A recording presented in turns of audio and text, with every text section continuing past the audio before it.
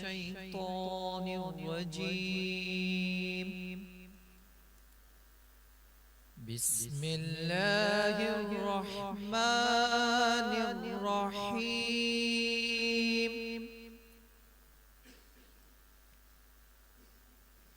تلك أمة قد خلت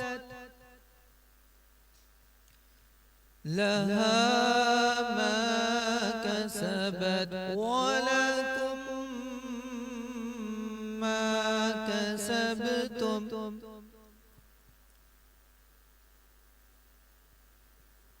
تلك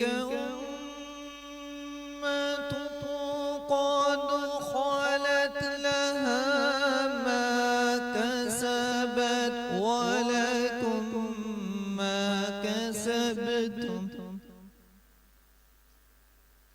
ولا تسألون عما كانوا يعملون. صدق الله العظيم.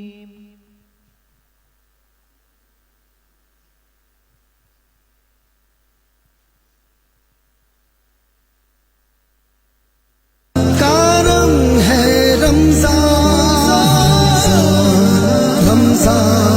का रम है रमजान, रमजान रमजान का रम है रमजान।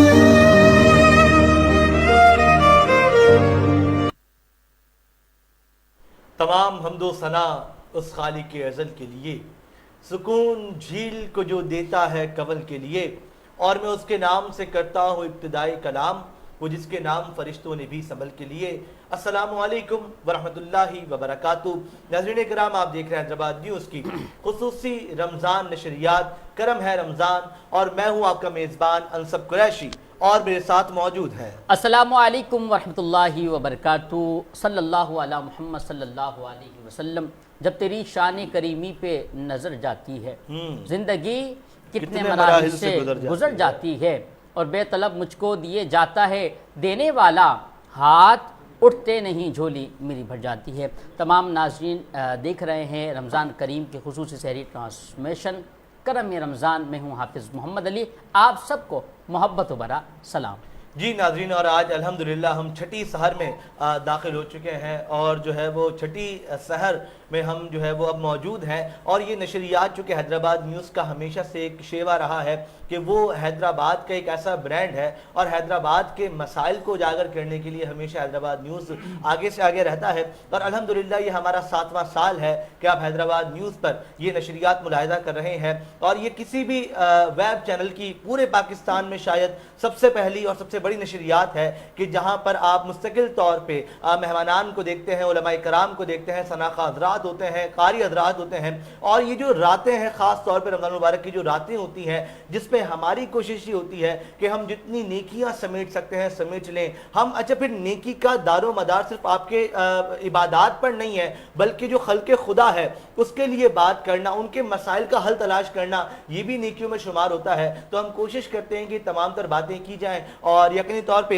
हमारे साथ जो कारी मौजूद थे वो कौन थे, और अब जो सनाखा हैं वो कौन है, फिर हम प्रोग्राम को मज़ीद आगे बढ़ाएंगे। जी जी अंसब भाई, आज जो सनाखान मुस्तफ़ा सल्लल्लाहु अलैहि वसल्लम मौजूद है, उससे कबल कारी हाफिज़ मोहम्मद शुएब साहब जो कि शहर हैदराबाद के से ताल्लुक़ है जिनका, और तरावी भी पढ़ाने में एक अपना नाम रखते हैं और शहर हैदराबाद में।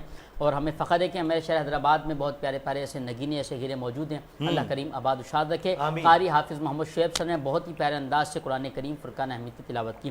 सनाखान मुस्तफ़ा, उनके बारे में भी बताता चलूँ, वो भी हाफिज़ कुरान, वो भी तरावी पढ़ाते हैं, और मेरे हैदराबाद का फ़ख्र है, हैदराबाद के से ताल्लुक़ है आपका। हाफिज़ मोहम्मद बिलाल साहब हमारे दरमियान मौजूद हैं, तो क्यों ना सनाखानी की तरफ आगाज़ करते हैं कि खुदा का जिक्र करे और जिक्र मुस्तफ़ा न करे, हमारे मुँह में हो ऐसी ज़ुबान खुदा ना करे। जनाब मोहतरम हाफिज़ मोहम्मद बिलाल साहब से गुजारिश करता हूँ नात रसूल मकबूल सल्लल्लाहु अलैहि वसल्लम का नज़ारा फरमाएं। जी बिस्मिल्लाह।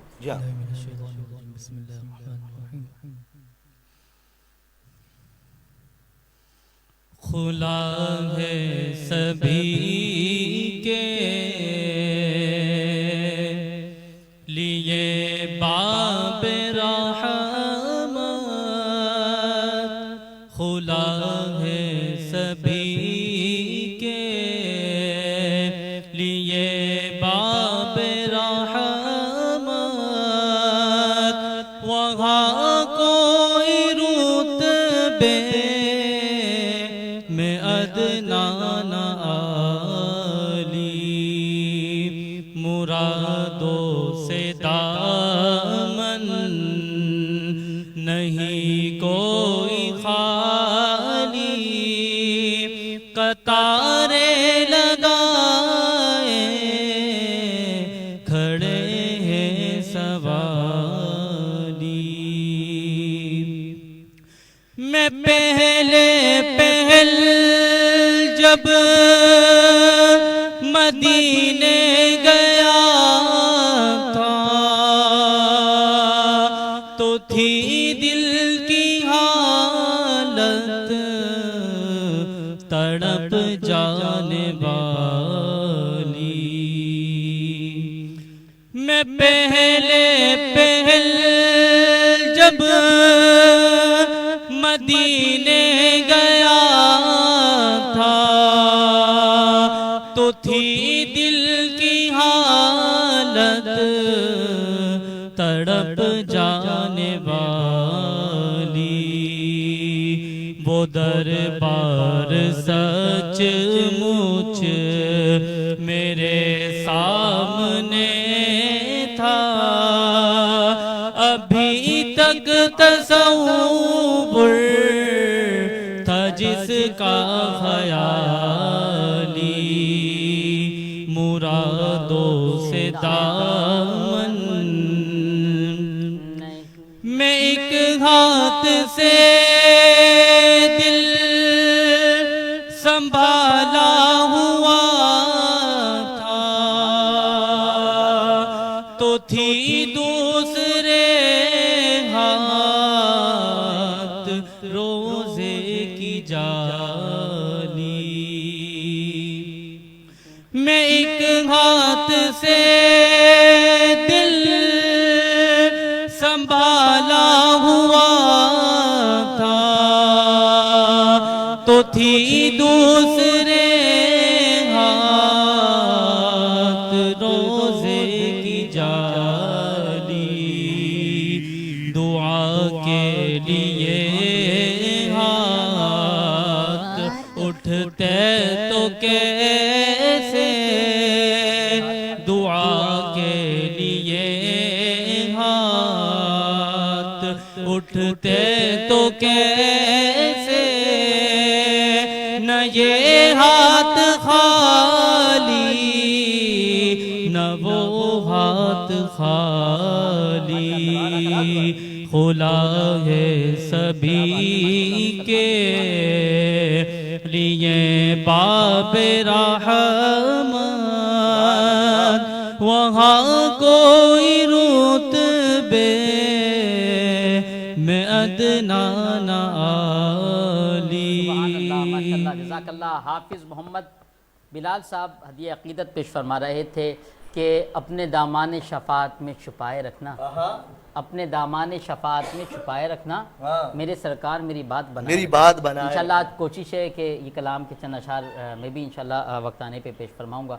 दुआ कीजिएगा, आप माशाल्लाह शख्सियात बैठी हैं, अल्लाह करीम बरकत अता फरमाए। आमीन आमीन आमीन। और नाज़रीन किराम, जिस तरह हम रोज़ाना की बुनियाद पर मुलाहिज़ा करते हैं और हम जो है रोज़ाना की बुनियाद पर नए नए सनाख़वानों को सुन रहे हैं, यहाँ पर ये सारा क्रेडिट भी हैदराबाद न्यूज़ की स्क्रीन पर जनाब मोहम्मद अली नशबंदी साहब को जाता है कि जो अपनी ताल्लुकात में से हमारे लिए, हमारी इस ट्रांसमिशन के लिए उन सनाख़्वा को लाते हैं। यकीनी तौर पे सारे ही सनाख़्वा बहुत खूबसूरत अंदाज से पढ़ते हैं, लेकिन यकीनी तौर पे मोहम्मद अली भाई जो है वो सनाख़्वानों को लेकर आते हैं और ये जो सरकार की सनाख़्वानी यहाँ पर होती है उसको जो फ़ैज़ व बरक़ात हम लूट रहे हैं उसका सिलसिला तो इन्हीं से चल रहा है माशाअल्लाह। और आपको खुश रखे। उसी के साथ साथ मैं यहाँ पे ये बात भी ऐड करूँ कि जिस तरह से हम रोज़ाना की बुनियाद पर ये बात करते हैं तो हर शख्स की अपनी बहुत ज़्यादा मसरूफियात होती हैं, तो वहीं अल्लामा अरसलान साहब साहब यहाँ मौजूद हैं, वहीं मोहम्मद अली साहब की भी अपनी एक ज़ाती मसरूफियात हैं। और मैं अक्सर जिक्र करता हूँ, हम मजाकतन भी वो बात करते हैं, लेकिन अगर हकीकतन वो बात की जाए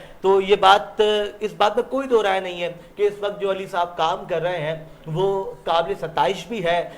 जिस वक्त हम ये देख रहे हैं कि बच्चों का रुझान दीनी तालीम से हटके दुनियावी तालीम की जानिब मरगूब हो गया है, और फिर अब मजीद इसमें जिद्दत आ गई है तो कैम्ब्रिज सिस्टम की जानिब हम चल गए हैं। वहीं पर बच्चों को कुरान मजीद फुरकान हमीद की तालीम से मुस्तफ़ीद करना, इन्हें मदरसे में पढ़ाना, और फिर इस मुल्क मिल्लत के उन दरख्श सितारों को पैदा करना, उन दरख्श सितारों को आगे बढ़ाना कि जो इस वक्त कुरान मजीद फुरकान हमीद न सिर्फ पढ़ रहे हैं बल्कि उनको हिफ्ज करके उसको अपने सीने में बसा रहे हैं। तो मैं आपको खराजी तहसीन भी पेश करूंगा, और यकीनी तौर पर जितने लोग चाहें जितनी बातें कर लें, लेकिन जो काम आप कर रहे हैं वो किसी ढका छिपा नहीं है। आपकी माशाल्लाह बहुत खिदमत है हैदराबाद न्यूज़ के लिए भी, और इसी के साथ साथ हमारे जो स्पॉन्सर्स हमें सपोर्ट करते हैं मैं उनका शुक्रिया अदा करूंगा। उसमें रिवायत कुकिंग ऑयल एंड बनास्पति, बरसों की रिवायत, आज का अंदाज, अल मदीना फ्लोर मिल्स, जनाब यासिर मलिक साहब का बेहद शुक्रिया कि आप हैदराबाद न्यूज़ को सपोर्ट कर रहे हैं। ग्लैमर पेंट्स, जनाब अली सिद्दीकी साहब का बेहद शुक्रिया। हाजी महफूज शीरमाल हाउस, जनाब फाद मियां दहलवी साहब का बेहद शुक्रिया। वाइट मीट चिकन की बात करता हूँ, हैदराबाद में एक ऐसा ब्रांड आया है जिसने बहुत जल्दी इस शहर में अपनी जगह बनाई है, और एक मयारी साफ सुथरी चिकन का मरकज हमें मिल गया है जहाँ से हम लोग अब अच्छे अंदाज से चिकन ले सकते हैं। उसके अलावा Lasifa bread, enjoy the natural experience, Shahid Qaim Khani साहब जो कि शुरू से डे फर्स्ट से हैदराबाद न्यूज़ का हिस्सा बने हुए हैं। डायमंड गॉ सिटी एक ऐसा प्रोजेक्ट है हमारे पास हाईवे के ऊपर जो रिहायशी भी है और कमर्शियल भी है, और बहुत अच्छे अंदाज से काम कर रहे हैं। उसके अलावा यूनिक मोटरसाइकिल, पाकिस्तान की लीडिंग मोटरसाइकिल है। अजवा cooking oil and banaspati, Meezab marketing, मैं तरंग वॉशिंग पाउडर की हमेशा बात कर रहा हूं, हैदराबाद का ब्रांड है। एक जानिब जहां हम लोग जो है वो इसराइली ब्रांड्स का बायकॉट कर रहे हैं, और वहीं दूसरी जानिब हम लोग पाकिस्तानी प्रोडक्ट को यूज कर रहे हैं, तो फिर हमारे शहर का जो प्रोडक्ट है कोई तो उसको प्रमोट होना चाहिए, उसको प्रमोट करना चाहिए। तो तरंग वॉशिंग पाउडर नए जमाने के जिद्दी दागों के लिए है जनाब अली है। तो उसके अलावा टैब्स कैम्ब्रिज स्कूल, तालीमी दुनिया का मोतबर नाम, उसके अलावा सुपर स्टार मोटरसाइकिल, अल ज़ुहैब आटा चक्की, Shaheen Hanif caters, Mahmood decoration, Kech event management, athlete arena की मैं बात कर रहा हूं। बहुत अच्छा स्पोर्ट्स अरीना है जहां पे हम लोग बहुत अच्छी स्पोर्ट्स एक्टिविटीज कर सकते हैं।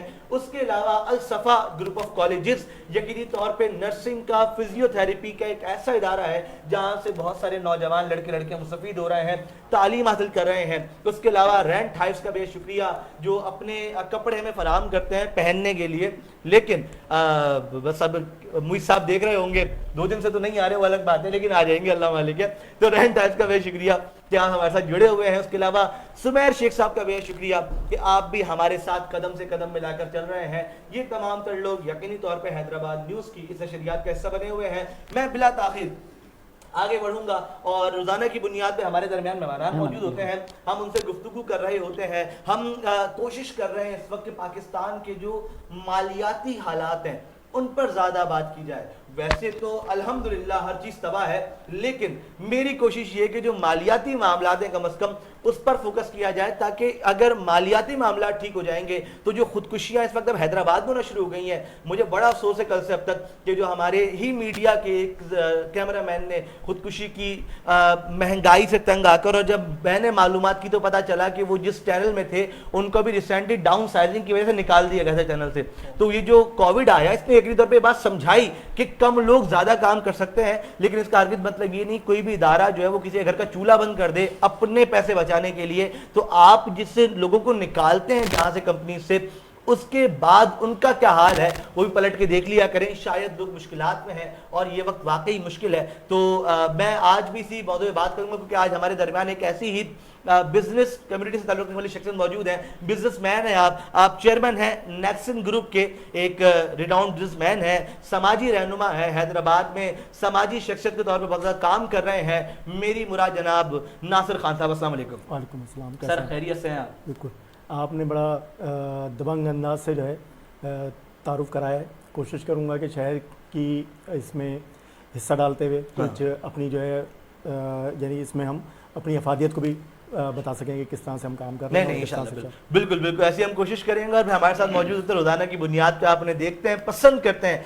हमारे साथ मौजूद हैं नौजवान आलिम दीन हजरत अल्लामा व मौलाना जनाब मोहम्मद अरसलान काजी साहब, अस्सलाम वालेकुम। वालेकुम अस्सलाम व रहमतुल्लाह। हजरत खैरियत से हैं आप? आपकी दुआ है सर। तबीयत ठीक है आपकी? अल्हम्दुलिल्लाह। जनाब अली, आज ये बड़े फ्रेश लग रहे हैं मुझे, आज आप भी बड़े फ्रेश लग रहे हैं मुझे, क्या बात है?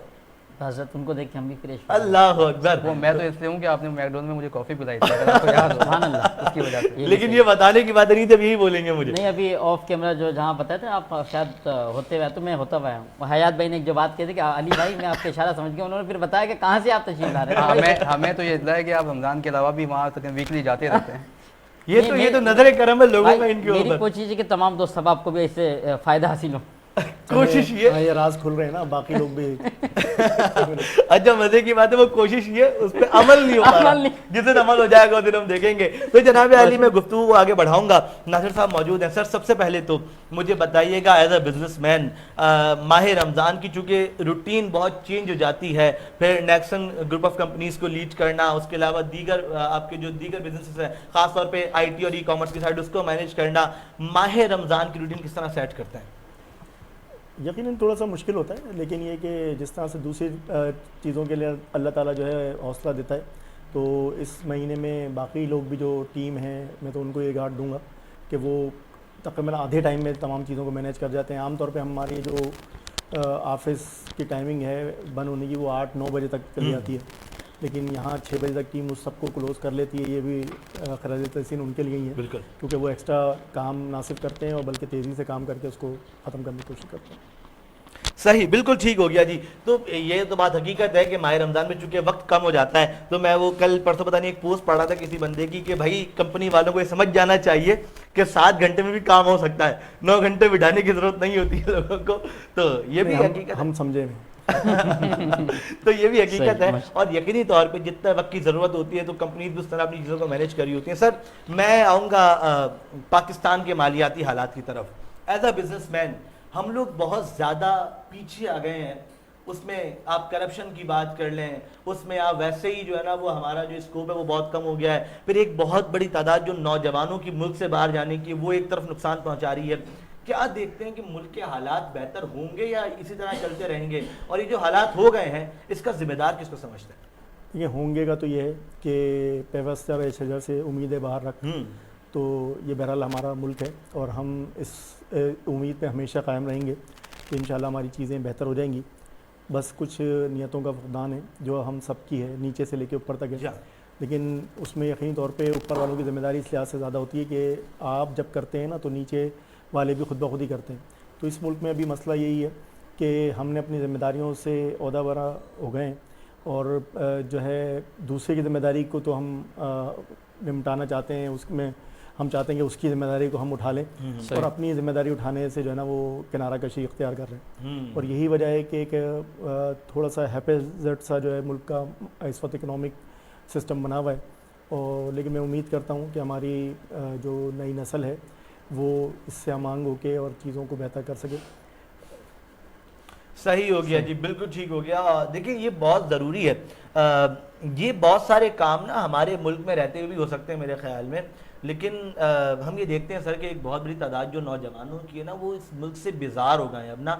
मतलब मेरे ख्याल में तीसरी और चौथी बार ये शेयर होगा कि वो लोगों के दिमाग में एक बात बैठ गई है कि ना बिजली है, ना पानी है, ना गैस है मकानों में, तो शाही है बसेरा कर पहाड़ों की चट्टानों में। तो फिर उन्होंने कहा जब पहाड़ों पर रहना है तो फिर पहाड़ ऑस्ट्रेलिया और अमेरिका के हो तो क्यों ना ज़्यादा अच्छा काम हो जाए, या दुबई के सहरा में जाके रह लेंगे, क्या मतलब है भाई। तो ये बड़े मामलात हैं। क्या समझते हैं जो नौजवान इस तरह मूव कर रहे हैं उससे मुल्क को असर पड़ रहा है? मुल्क को तो सेकंड फेज़ में हम बात कर रहे थे, पहली फेज़ उन नौजवानों के लिए है जो ये समझते हैं कि बाहर की दुनिया में काम आसान है, जितना काम वो बाहर जाके और जिस तरीके से काम वो बाहर जाके करते हैं, अगर उसी दयानतदारी के साथ, डिग्निटी के साथ काम हम अपने मुल्क के लिए करें तो शायद हमारा हिस्सा यहाँ भी अच्छा बन सकता है।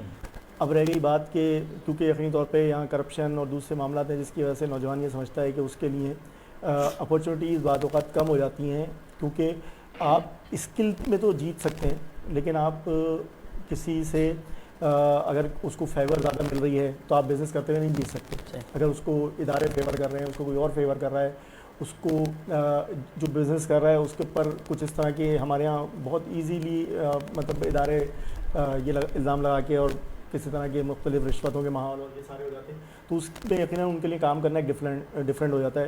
लेकिन साथ साथ नौजवानों को मैं ये ज़रूर कहना चाहूँगा कि अगर आप बाहर जाना भी चाहते हैं तब भी आपको हाईली स्किल्ड होना चाहिए। जो स्किल्ड या एजुकेटेड जो है वो जो बच्चे जाना चाह रहे हैं उनका फिर इसी तरह से सुनने में आता है, जो अभी कश्तियों में वाले आपने मामला देख चुके हैं कि उन्होंने डंकी लगाने की कोशिश की और सैकड़ों हज़ारों की तादाद में या तो मार दिए गए या फिर जो है वो किडनैप कर लिए गए और फिर उनके वालिदैन ने बहुत सारे पैसे भरे। तो स्किल के साथ जो है वो अपने आप को मनवाएं दुनिया में जाके, और जो लीगल वेज़ हैं उनके तहत जाएं ताकि आपके लिए रास्ते आसान हो जाएं, बजाय इसके कि डंकी और दूसरे सिस्टम बनाएं। इस सिस्टम से आप जाके भी वहाँ पर गैर कानूनी तारकीन वतन रहते हैं, और यही वजह है कि वहाँ पर आपको कोई अच्छी जॉब, अच्छा सिलसिला वहाँ नहीं मिल सकता कि वहाँ आप हैंडसम अर्निंग कर सकें। तो बेहतर ये है कि अपनी स्किल को और अपनी तालीम को बेहतर करें और उसके साथ जाके फिर जो है ना वहाँ पर अपनी जगह बनाएं। बिल्कुल मुल्क में ज़रा बादला भी आता है, अगर बच्चे जाते हैं तो ये बहुत अच्छी बात है। ये मुल्क को सोचना है, उन बच्चों ने अपने मुस्तक़बिल के लिए सोचना है, ये हम बड़ों ने या मुल्क के जो अरबाब इख्तियार हैं उन्होंने सोचना है कि वो माइंड जो यहाँ से अपने आप को हाईली स्किल कर लेता है और वो क्यों बाहर जाने के लिए दर पे है और उसको रोकने के लिए हम क्या कर सकते हैं। तो उनके लिए अपॉर्चुनिटीज़ होंगी तो यकीनन रुक जाएंगे। मैं बेशुमार बच्चों को ऐसे जानता हूँ कि वो जाने की वजह रीज़न यही होती है कि अगर वो डॉक्टर है, कोई PhD है, तो उसकी जो अर्निंग बाहर है वो यहाँ पर उसकी अर्निंग एक फैमिली को रन करने के काबिल भी नहीं होती। तो फिर यकीनी तौर पे वो सोचता है कि मैं बाहर चला जाऊँ। हमने सोचना है कि हम उनके लिए कैसे मौके पैदा कर रहे हैं ताकि वो ज़्यादा बेहतर कमा सके और मुल्क को सर्व कर सके। बिल्कुल ऐसा ही है, और ये बहुत ज़रूरी है इस वक्त जो है ना, जो हुकूमत वक्त है उसको ये बात सोचनी चाहिए। मैं देखता हूँ एक जानिब जो ऑर्गेनाइजेशंस हैं ना हमारे पास, जो फलाही इदारे हैं वो ज़्यादा सोच रहे हैं, हुकूमत कम सोच रही है। मतलब अगर हुकूमत ज़्यादा सोचे ना तो मेरे ख्याल में हमारा मुल्क बहुत बेहतर हो सकता है। जितने वसाइल या जितनी कुदरती वसाइल जितने हमारे पास मौजूद है ना, उतने शायद बाकी जगहों पे नहीं है, बशर्ते कि हम उनको इस्तेमाल करना शुरू कर दें properly. Sir as a stakeholder, चूँकि आपका मैंने देखा है कि एक बड़ा किरदार हैदराबाद की तामीर तरक्की में भी रहता है। आप मल्टीपल ऑर्गेनाइजेशंस की बात करूँ तो उनके साथ भी होते हैं, फिर एज अ बिजनेसमैन मजीद अगर कोई मीटिंग्स हैं, कोई चीज़ हैं अपर लेवल के लोगों से, तो उसमें भी आप शामिल होते हैं। इस वक्त शहर हैदराबाद जो है ना वो खंडर की शक्ल बना हुआ है और ये मतलब बिल्कुल इंफ्रास्ट्रक्चर तबाह होकर रह गया है। तो क्या समझते हैं ये जो हैदराबाद की ज़िला इंतज़ामिया है ये इतनी मतलब इसने हैदराबाद को इतना लावारिस क्यों छोड़ दिया है? लेकिन पिछले दिनों भी हमारी मीटिंग हुई थी हैदराबाद के जो मेयर हैं उनसे, लेकिन उसमें बात यही है कि वो भी कोशिश तो कर रहे हैं, लेकिन कोशिश नीचे तक बराबर इसलिए नहीं हो पाती कि हमारे यहाँ कोऑर्डिनेशन का ऊपर से नीचे तक बहुत फुकदान है। जो नीचे वाले हैं वो उनको उस तरह से तस्लीम नहीं करते, जो ऊपर वाले हैं वो नीचे वालों को उस तरह से तस्लीम नहीं करते। हमने वफाक से तो डेवल्यूशन करके 18वीं तरमीम के तहत सूबों को बहुत सारी जो है मराद दे दी, लेकिन सूबे जो है ना वो शहरों को वो मराद नहीं दे पा रहे और वो देना भी नहीं चाहते। एडमिनिस्ट्रेटिव पावर यूज़ करना चाहते हैं, जो कि कल को वो उंगली उठा के वफाक को कहते थे कि भाई एडमिनिस्ट्रेटिव पावर यूज़ करते हुए सूबों को हक़ नहीं दे रहे। अब वही शहर के हवाले से मैं अक्सर एक सियासतदान को मैंने कहते हुए सुना कि जैसे NFC अवार्ड की बात होती है, इसी तरह PFC अवार्ड भी बनाया जा सकता है। यानी जब आप वहाँ से फ़िक्स करके हर शहर को आबादी और रकबे के हिसाब से फ़ंड देते हैं, तो शहरों को भी एक फ़िक्स करके दिया जाए, बजाय इसके कि वो किसी MNA MPA के हवाले कर दिया जाए और फिर वो यकीनी तौर पे अपनी सवादीद पे जो है वो किसी महल्ले में वोटर है तो वो वहाँ कर देता है, वोटर नहीं है तो वहाँ नहीं करता, किसी से वो खुश है तो वहाँ कर देता है, किसी से नाखुश है तो वहाँ नहीं करता।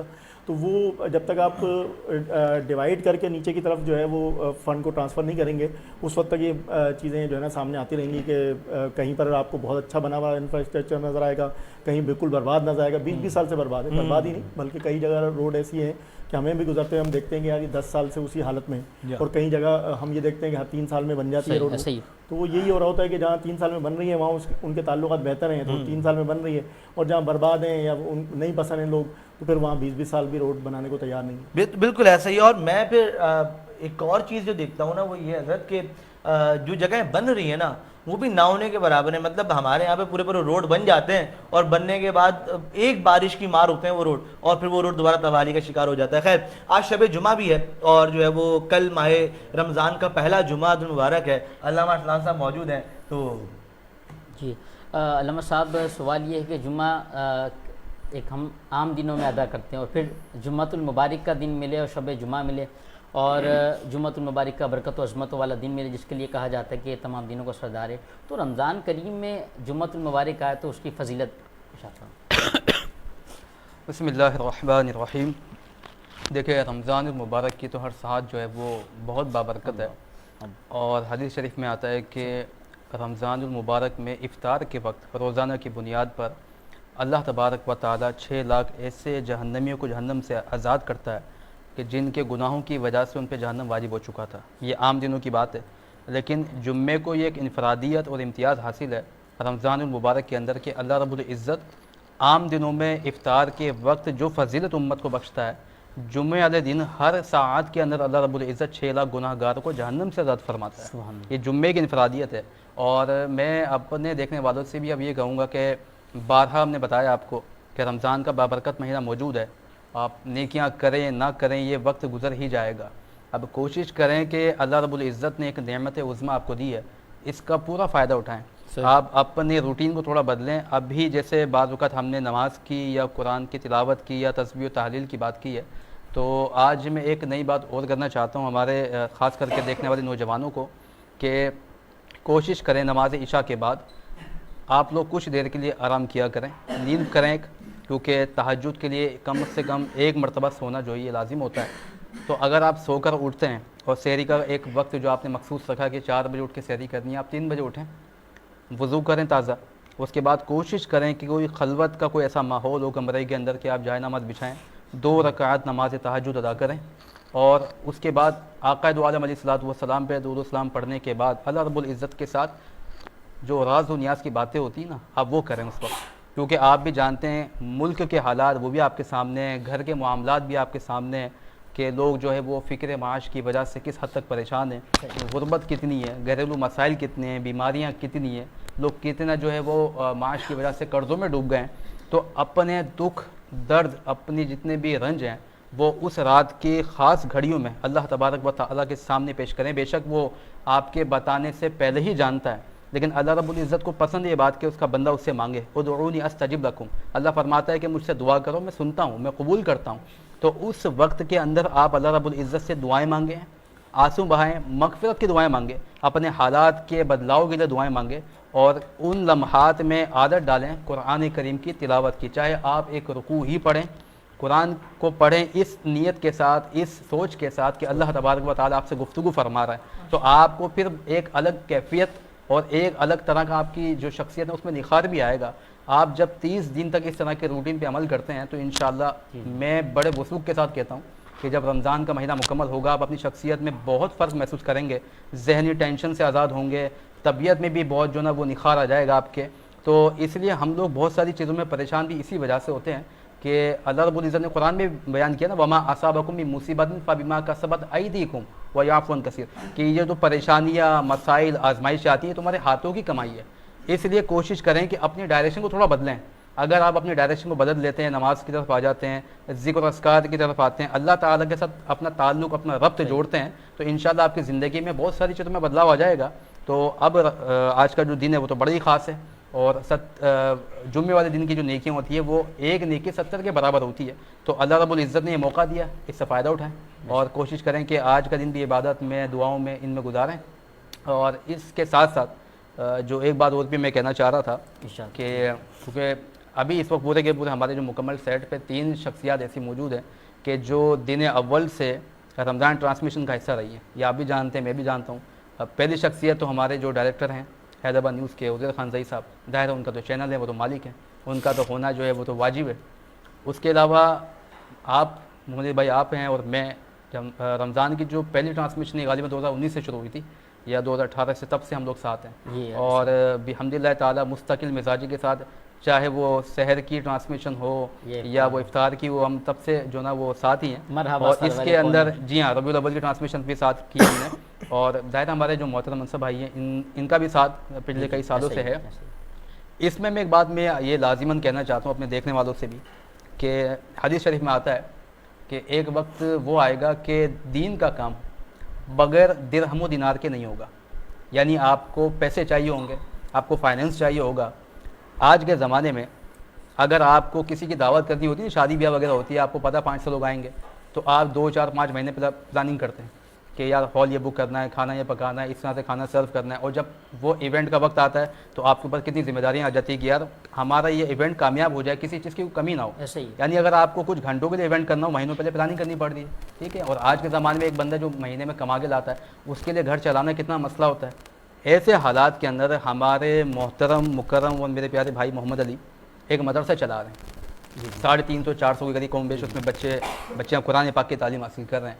देखें, अगर हमारे लिए घर के 5-10 अफराद के मामलात को देखना मुश्किल होता है, तो आप बताएं कि अगर एक मदरसा आप लेते हैं, फिर ज़ाहिर है पूरा महीना निकलने के बाद किराया देना होता है, कारी साहब उसके बाद जो है वहाँ के जो असातिज़ा उनकी जो है वो सैलरी होती है वो देनी होती है, बिजली के बिल होते हैं, फिर बच्चों के और भी अखराजात होते हैं। तो ऐसे सारी सिचुएशन के अंदर माशाल्लाह मुस्तकिल मिजाजी के साथ मोहम्मद अली भाई जो है वो बड़ी दीन की खिदमत कर रहे हैं। और अगर मैं इस तरह भी देखूं कि इनकी उम्र के जो बाकी लोग हैं, अगर उनसे कंपेयर करूं कि वो क्या कर रहे हैं रमज़ान या गैर रमज़ान के अंदर, तो उनकी एक्टिविटीज़ में और इनकी एक्टिविटीज़ में बहुत फ़र्क है। ये तो अल्लाह रब्बुल इज़्ज़त की ख़ास इन पर इनायत है कि अल्लाह ने दीन की खिदमत के लिए इनको चुना है। तो माशाल्लाह ये मैं आज खुद कहूँगा ये बात अपने देखने वालों से कि आप जो लोग दीन की खिदमत आज के ज़माने में कर रहे हैं, जहाँ लोग दीन को पढ़ना नहीं चाहते, ये सोच के कि यार यहाँ पे अर्निंग नहीं होती या अमाउंट नहीं मिलता, तो अगर मोहम्मद अली भाई या इनके जैसे और भी अहबाब दीन की खिदमत में मसरूफ़ हैं, उनका ज़ाती क्या फ़ायदा है। वो यही चाहते हैं कि आपको अच्छे इमाम दें, अच्छे हुफ़ाज़ दें, अच्छे नातख़्वां दें, अच्छे मुबल्लिग दें। उसके लिए आपको चाहिए कि आप फाइनेंशियली इनको सपोर्ट करके इनके बाजू को मजबूत करें, ताकि ये इसी तरह से बल्कि इससे भी बढ़ के अंदाज में जो है वो दीन की खिदमत कर सकें। तो मैं ख़ुद आपको अपनी तरफ से जो है वो खराज तहसीन पेश करता हूँ और आपके लिए दुआ गो भी हूँ। जज़ाकल्लाह। मैं समझा अल्लामा साहब कह रहे हैं मैं आपको अपनी तरफ से 1-1.5-2 लाख रुपए का इंशाअल्लाह ऐसा वक्त भी आएगा। इनका जो साथ है ना वो इससे भी बढ़कर है। अल्लाह आपका हुआ साथ, उज़ैर खान ज़हीद साहब का हुआ, मेरी पूरी टीम, 1-2 बंदे रहती बात 1-2 बंदे का काम नहीं है ये। अल्लामा साहब का भी हमारे साथ है, आपका भी साथ है, उज़ैर खान ज़हीद साहब हुए, हमारे बैक कैमरा जितने लोग यहाँ पर बैठे हैं, हमारे सलमान साहब हैं, हया साहब हैं, जनाब यूसुफ मलिक साहब हैं, दामद बरकातुहुम ला लिया, पता नहीं खाना इन्होंने खा लिया नहीं खा लिया, खैर माशाल्लाह से वैसे इनका साथ तमाम दोस्त अब आपका साथ है। जनाब अली, मैं चाहूँगा हम एक कलाम के 2 अशार लें जी बिल्कुल, और फिर एक वक्त की जाने, लेकिन चले हम एक काम करते हैं, पहले ब्रेक पे चलते हैं, ब्रेक से आएंगे तो फिर कलाम सुनेंगे। ठीक है, तो ब्रेक पे रक्शे में जाएंगे, गाड़ी वगैरह पे नहीं, हम यहीं बैठे बैठे चले जाएंगे। तो जी आप देखते रहिए हैदराबाद न्यूज़, एक छोटा सा ब्रेक लेंगे, कहीं नहीं जाना, देखते रहिए करम रमज़ान। रमजान करम है, रमजान रमजान।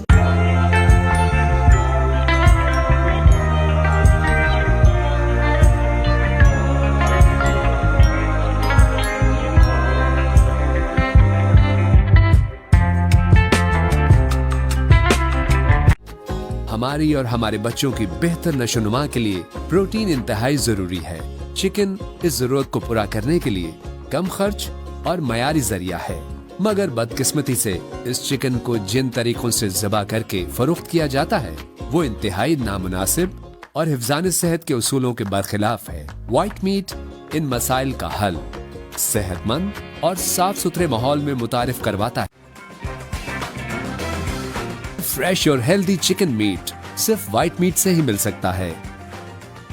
व्हाइट मीट सबसे सस्ता, सबसे अच्छा।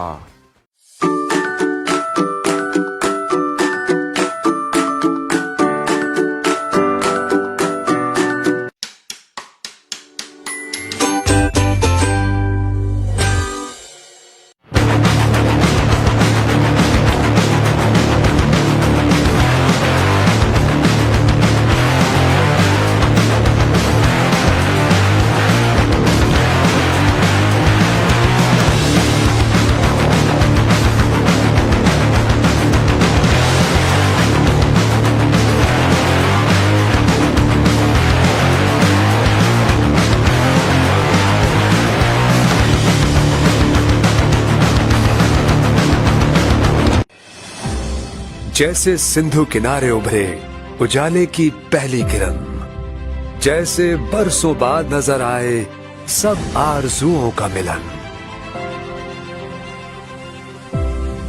हैदराबाद में रिहाइश और आसाइश की नई दुनिया आपके लिए। Diamond golf city Hyderabad. Diamond golf city Hyderabad, the gateway to Hyderabad. M9 motorway पर हैदराबाद टोल प्लाजा के बिल्कुल साथ, जहां है 125 गज 250 गज और 500 गज के शानदार रिहायशी प्लॉट्स, साथ ही 2000 गज और 3000 गज के आलीशान फार्म हाउस प्लॉट्स। आगाज कीजिए एक नए सफर का, बनाएं अपनी जमीन पर अपना घर। Diamond golf city Hyderabad. Plots की कीमतें आपके बजट के मुताबिक। बहुत आसान बुकिंग, माहाना किस्तों का आगाज 10,000 रुपए से, 5 साल की बेहद आसान किस्तों में अदायगी। डायमंड गोल्फ सिटी हैदराबाद, खुली फिजा में जिंदगी की तमाम मॉडर्न सहूलतों से आरास्ता, महफूज गेटेड कम्युनिटी, शानदार golf course, Shahid Afridi cricket academy, आला तरीन टाउन प्लानिंग, 200 फुट चौड़ी मेन बुलेवार्ड, मसाजिद, सरसब्ज पार्क्स, तालीमी इदारे, कमर्शियल मराकज, 24 घंटे भरपूर सिक्योरिटी। कदम रखिए इस नई दुनिया में। आपका घर, आपकी जमीन, जहां मुस्तकबिल बेहद हसीन। रमजान करम है रमजान, रमजान रमजान करम है रमजान, रमजान।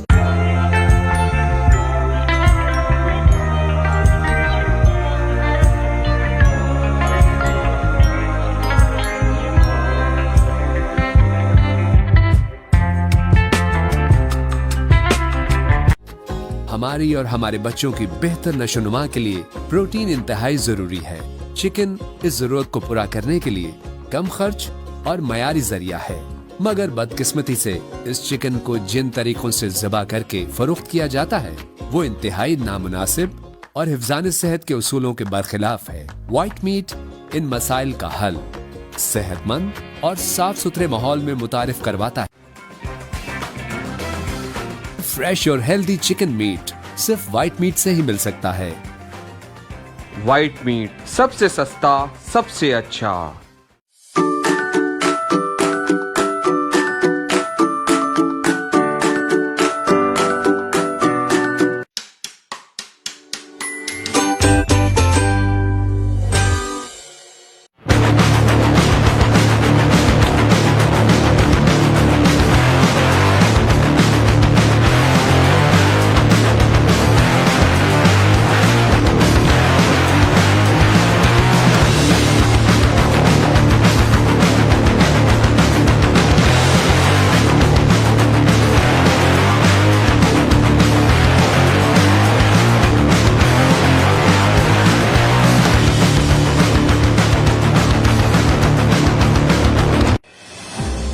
जैसे सिंधु किनारे उभरे उजाले की पहली किरण, जैसे बरसों बाद नजर आए सब आरजुओं का मिलन। हैदराबाद में रिहाइश और आसाइश की नई दुनिया आपके लिए। Diamond golf city Hyderabad. Diamond golf city Hyderabad, the gateway to Hyderabad. M9 motorway पर हैदराबाद टोल प्लाजा के बिल्कुल साथ, जहां है 125 गज। हुजूर मेरी तो सारी सुभान अल्लाह। बहार आप से है, हुजूर मेरी तो सारी बहार आप से है। मैं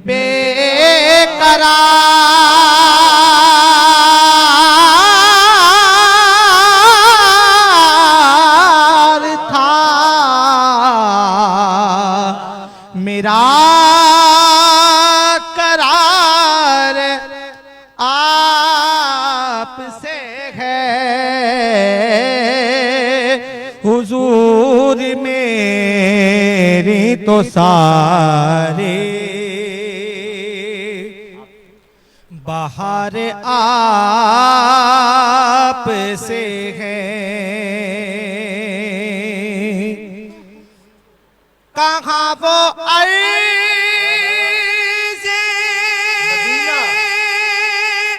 मदीना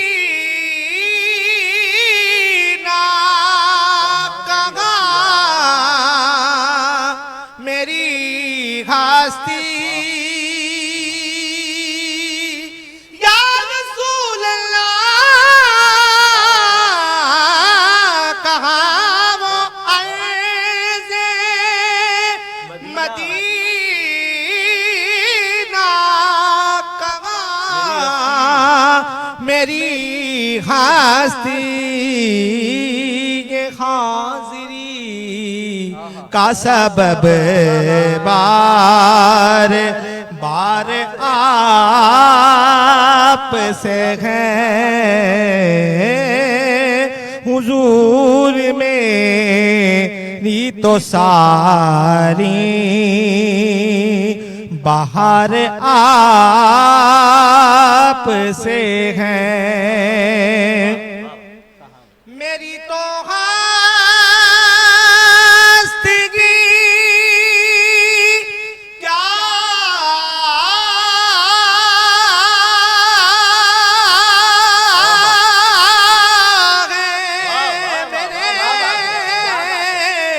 गरीब नवा मेरी तो हस्ती क्या है मेरे गरीब नवा जो मिल रहा है मुझे सारा प्यार आप से है जो मिल रहा है मुझे सारा प्यार आप से है मैं बेकरार था मेरा करार आप से है हुजूर मेरी तो सारे और बड़ा कमाल शेर हाँ मोहब्बतों का सिला ऐसे कौन देता है सुनेरी जालियों में यार गार आप से है आका में बेकरार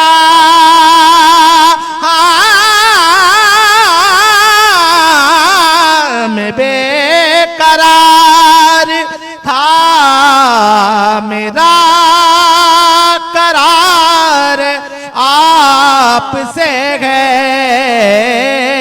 हुजूर मेरी तो सारे मैं इस यकीन पे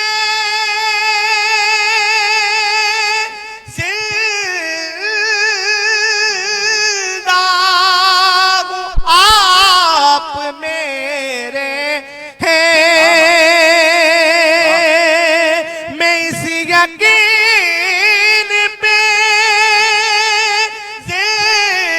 जिंदा हूँ आप मेरे हैं मेरी हयात का दारो मदार आप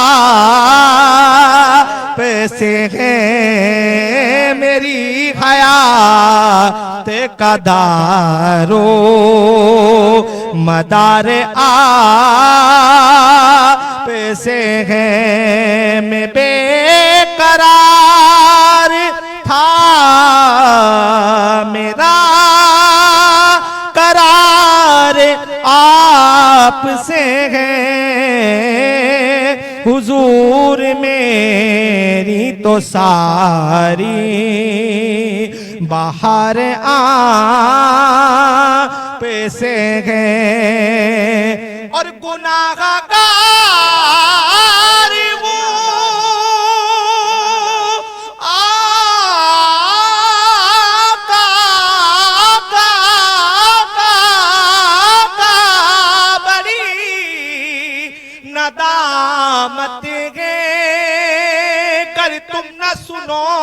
तो मेरी कौन सुनेगा, अगर तुम न करोगे तो करम कौन करेगा, ताले से भिखारी न टलागे न टलेगा, झोली को मेरी आपके सिवा कौन भरेगा, सियारा कारवू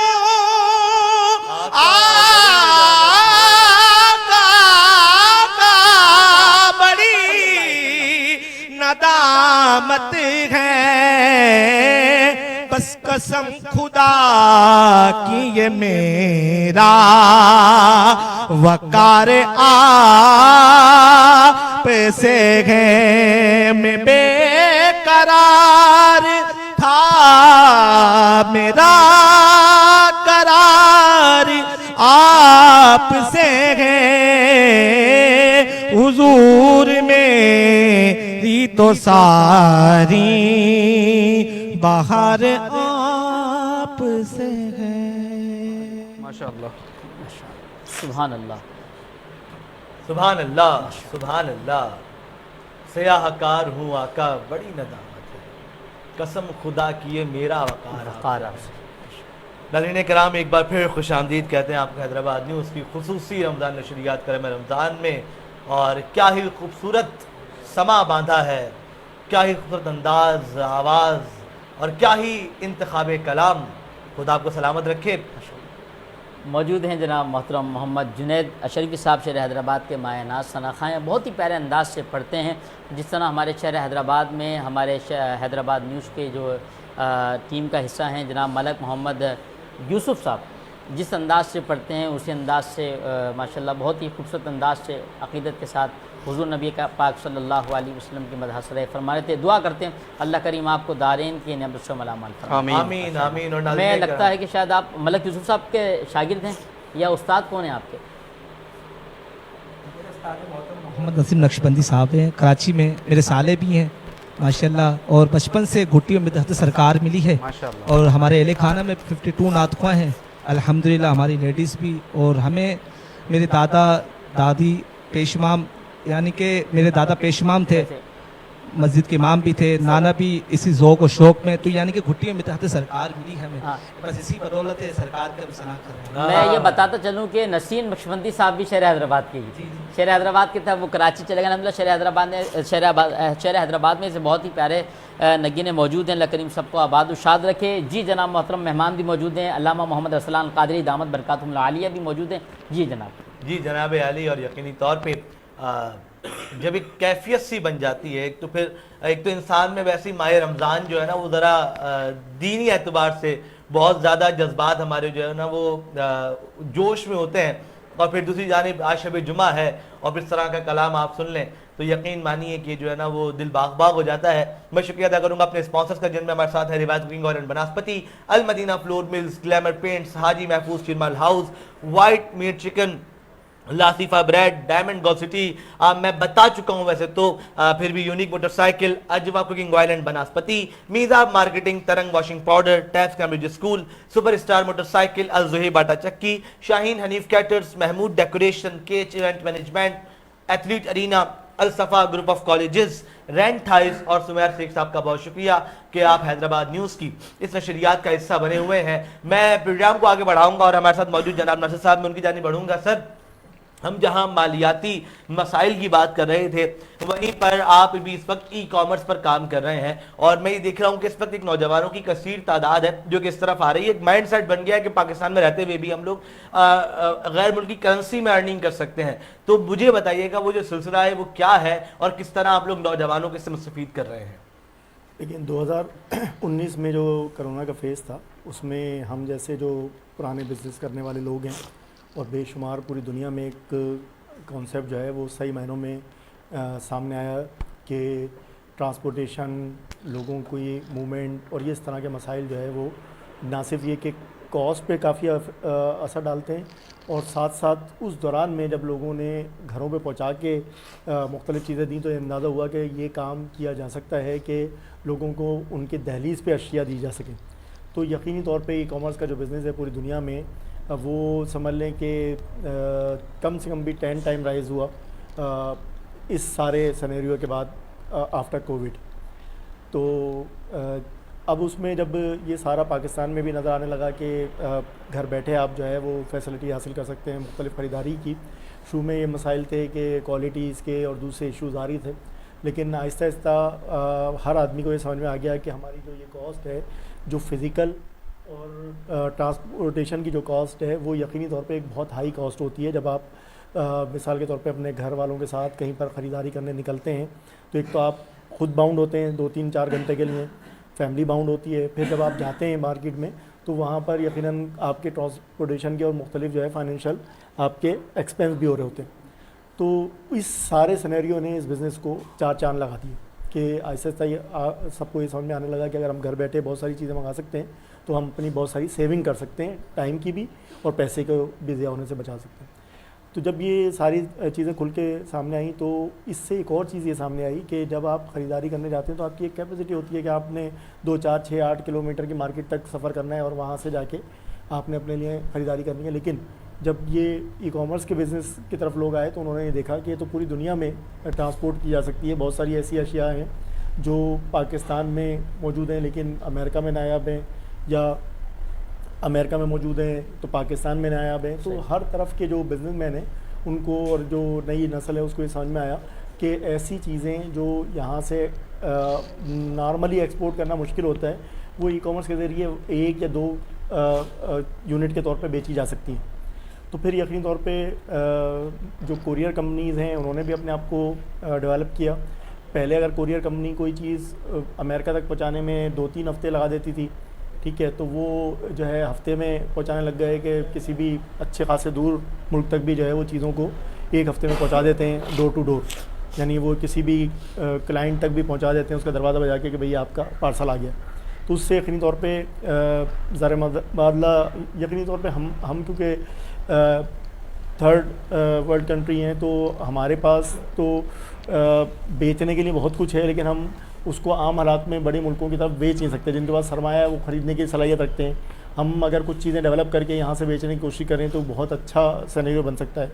इस वक्त भी इंटरनेशनली पाकिस्तान उस लेवल पे इंटरनेशनल सेलिंग नहीं कर पा रहा। उसकी कई वजूहत हैं, फिर वही गवर्नमेंट के या उस तरह के मसाइल आ जाएंगे कि इंटरनेट हमारा वो फैसिलिटी नहीं दे रहा बच्चों को कि वो अगर चाहें भी तो वो स्पीड नहीं है उनके पास, वो फैसिलिटीज़ नहीं है कि वो क्लाइंट से जो है वो इंटरेक्शन सारी दुनिया की तरह कर सके। अगर दूसरी दुनिया में इंटरनेट बहुत अच्छा है तो वो ज़्यादा अच्छा क्लाइंट से इंटरेक्शन करता है, जबकि हमारा बच्चे को जब ये आती है तो मुख्तलिफ़ मौक़ों पे उसको मुख्तलिफ़ रूल्स की वजह से जो है वो डिस्कनेक्शन का सामना करना पड़ता है। तो बहरहाल उस पर गवर्नमेंट काम कर रही है और करना भी चाहिए, क्योंकि इसके बगैर हमारे जैसे मुल्कों को जो है ना वो रास्ता नहीं मिलेगा। लेकिन ई-कॉमर्स सिर्फ यही नहीं है कि इंटरनेशनल की जाए, इंटरनेशनल भी एक रास्ता है यकीनी तौर पे, लेकिन लोकल मार्केट भी जो है वो बहुत एक्सपेंड हुई है इस कोविड के बाद ना। लोकल मार्केट में भी ई-कॉमर्स बिज़नेस जो है वो बहुत तेज़ी से आगे बढ़ा है। इस वक्त पाकिस्तान की जो ई-कॉमर्स मार्केट है वो लास्ट ईयर की जो है वो तकरीबन $7 बिलियन के करीब क्लोज़ हुई है, जो कि एक बहुत बड़ा बिज़नेस है। और तकरीबन 10-15% की गिरत सालाना इसमें नज़र आ रही है कि आगे भी आती रहेगी। तो हो सकता है ये जो साल चल रहा है ये भी 9 बिलियन तक पहुंच जाए, जो एक एक्सपेक्टेड है। डॉलर की बात हो रही है तो यकीनन पाकिस्तानी रुपये में तो बहुत ट्रिलियन के करीब बन जाएंगे। तो ये बच्चों के लिए अपॉर्चुनिटीज़ है कि अच्छी प्रोडक्ट तलाश करें, डेवलप करें। अगर तलाश नहीं कर सकते तो डेवलप कर सकते हैं। घर पे बैठे हुए बच्चे बहुत सारे कर भी रहे हैं, शायद आप लोगों ने देखा भी होगा। बच्चियों के लिए अपॉर्चुनिटी आ गई है कि जो स्कूल में पढ़ाती थी 3-4-5 घंटे के लिए और उनको वहाँ से कोई ख़ास अर्निंग नहीं होती थी, सिर्फ अलावा क्या वो अपने ज़ाती कुछ चीज़ें कर लें, लेकिन फैमिली रन करने जैसी अर्निंग वहाँ से तनख्वाह नहीं दी जा सकती थी। तो वो अब 4-5 घंटे में अपनी फैमिली के साथ मुख्तलिफ़ चीज़ें कर सकती हैं। कोई कुकिंग में कर सकता है, बिल्कुल यानी शहर के लेवल पे जिसको क्विक कॉमर्स कहते हैं, कि यानी घंटों में पहुंचाने वाली। असल में अब ड्राइव होती जा रही है ना, आज से कोई भी ज़रूरत महसूस हो रही है कि सिर्फ ई कॉमर्स नहीं बल्कि क्विक कॉमर्स का भी लफ्ज़ जो है ना वो अब इवॉल्व हुआ है। और उससे मुराद ये है कि चंद घंटों के अंदर डिलीवर किया जाने वाला आइटम। यानी अब बहुत सारी कंपनियाँ ऐसी हैं कि जो आइटम लेके हर शहर में रख लेती हैं और ऑन जब डिमांड आती है तो वो 1 से 2 घंटे में दरवाज़ा बजा के जो है वो दे देती हैं। उसमें खाना भी एक इसी तरह की किस्म है। तो वहाँ पर वो ख़वातीन जो मैं एक ऐसी खातून को जानता हूँ कि जिन्होंने सिर्फ अपने शाम के खाने में मतलब कुछ एडिशन करके और वो 4-5-6 क्लाइंट को भिजवा देती हैं, जिसकी वजह से उनकी अपनी फैमिली का खाना भी शाम में थोड़ा सा अच्छा डेकोरेटेड हो जाता है कि वो ज़्यादा अच्छे अंदाज से उस पर एक्सपेंस कर पाती हैं। और उनका सिर्फ पर्पज़ ये होता है कि मैंने खाना तो शाम में बनाना ही है, लेकिन मैं सिर्फ उस खाने को फ्री ऑफ कॉस्ट कर लूँ। एक तो थोड़ा सा लग्जरी भी हो जाता है, बेहतर हो जाता है, और वो सिर्फ उसके मतलब वो सेविंग भी इतनी रखती हैं, तो जो मंगा रहे होते हैं उनको भी इतना मतलब कॉस्टली नहीं पड़ता, क्योंकि वो सिर्फ उन्होंने अगर 4 आदमी को भेजा है तो एक 5वें आदमी का जो है ना सिर्फ उसमें से निकाला है। तो ये बड़ा अच्छा मतलब मुख्तलिफ ऑप्शन है। बाकी ये कि बिज़नेस ये बहुत बड़ा बिज़नेस है, बहुत बड़ा बिज़नेस बन सकता है, बन रहा है, क्योंकि वजह ये कि आप देखें एक दुकान जो है ना उस पर किसी क्लाइंट की जो एक्सेस है वो एक लिमिटेड होती है। अगर एक दुकान किसी एक ख़ास एरिया में खुली है तो मैक्सिमम भी अगर वो थोड़ी सा बड़ा मार्केट है तो 2-3 किलोमीटर से लोग आ जाएंगे, छोटी मार्केट है तो 1-8 किलोमीटर से लोग आ जाएंगे, और महल्ले की है तो 2-4 गलियों से आ जाएंगे। तो यानी एक्सेस का एक बड़ा इशू होता है कि आप हर दुकान पे क्लाइंट किस तरह से बहुत सारे आए।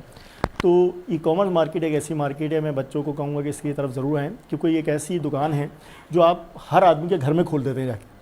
बिल्कुल जी। अब ये मैं यहाँ पे जो है ना वो एक बात ऐड करूँगा सर कि आपने भी इंटरनेशनल मार्केट की बात की, तो ड्रॉप शिपिंग में हमें जो है ना बहुत ज़्यादा इशूज़ आते हैं इंटरनेशनल मार्केट में ख़ास तौर पर। उसका रीज़न ये होता है कि पाकिस्तानियों का वैसे ही एक बड़ा मयार ख़राब है इंटरनेशनल मार्केट के अंदर ना, तो जो अंग्रेज़ है ना वो हम पे भरोसा वैसे ही नहीं कर पा रहे होते। तो मैं जितने ज़्यादा इन ड्रॉप शिपर्स को जानता हूँ या जो इस वक्त ई कॉमर्स की फील्ड में है, वो अवॉइड करते हैं इंटरनेशनल मार्केट पर जाने से, वो कोशिश करते हैं लोकल ई कॉमर्स कर लें, ठीक है। तो क्या आपने कोई ऐसी चीज़ भी इस पर की है कि लोग का रुझान बढ़े? क्योंकि देखें असल में तो मज़ा तब है जब हम इंटरनेशनल मार्केट में कूदें और वहाँ से अर्निंग करवाएं ना नौजवानों को, तो वो ज़्यादा उनको बेनिफिट होगा। तो इस पर क्या काम करें?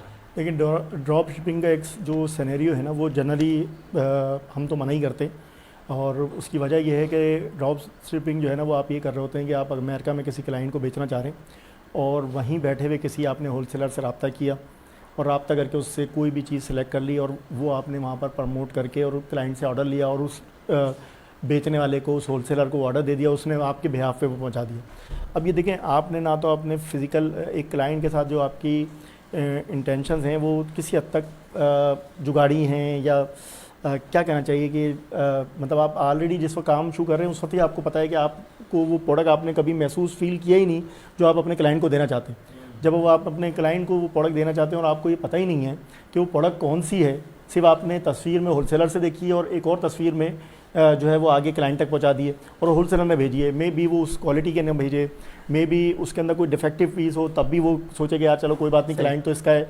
रिकॉर्ड तो इसका ख़राब हो रहा है। तो इसलिए ड्रॉप शिपिंग में बाज़ औक़ात प्रॉब्लम आती हैं और कंपनीज़ इसको जो है ना वो मतलब बहुत सख्ती से फॉलोअप देती हैं और अच्छा ही करती हैं। अब ड्रॉप शिपिंग के बाद जो दूसरा मतलब तरीक़ाकार है वो यही है कि अपनी प्रोडक्ट बेचना। जब आप अपनी प्रोडक्ट यहाँ से अमेरिका या किसी शहर में बेचने की कोशिश करते हैं तो यकीनी तौर पे वो वही प्रोडक्ट बेच सकते हैं कि जो पाकिस्तान से में पूरी दुनिया से नायाब हो।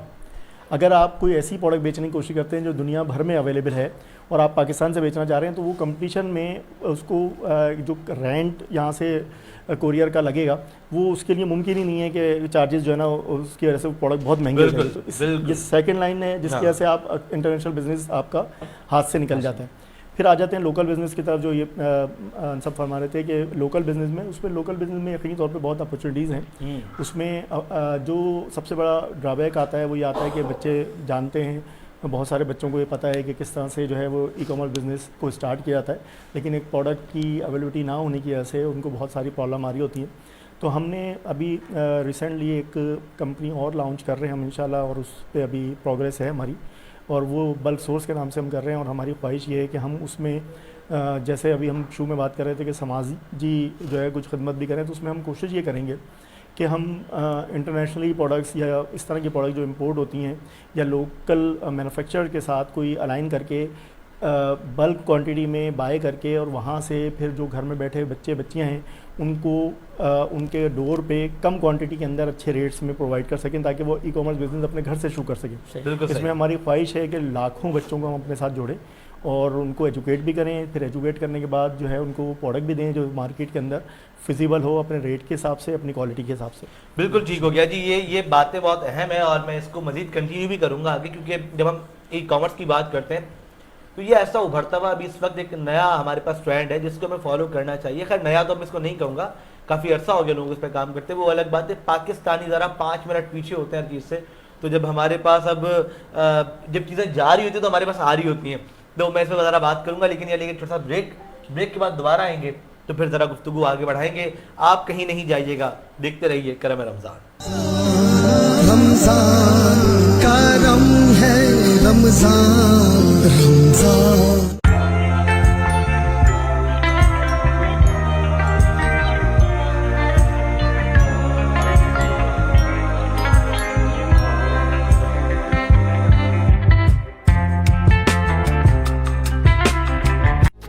हमारी और हमारे बच्चों की बेहतर नशोनुमा के लिए प्रोटीन इंतहाई जरूरी है।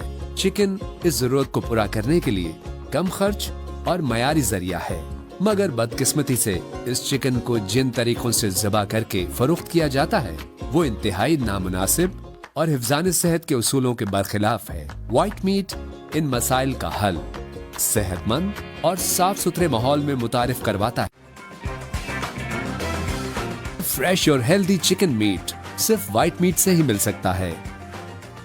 व्हाइट मीट सबसे सस्ता, सबसे अच्छा।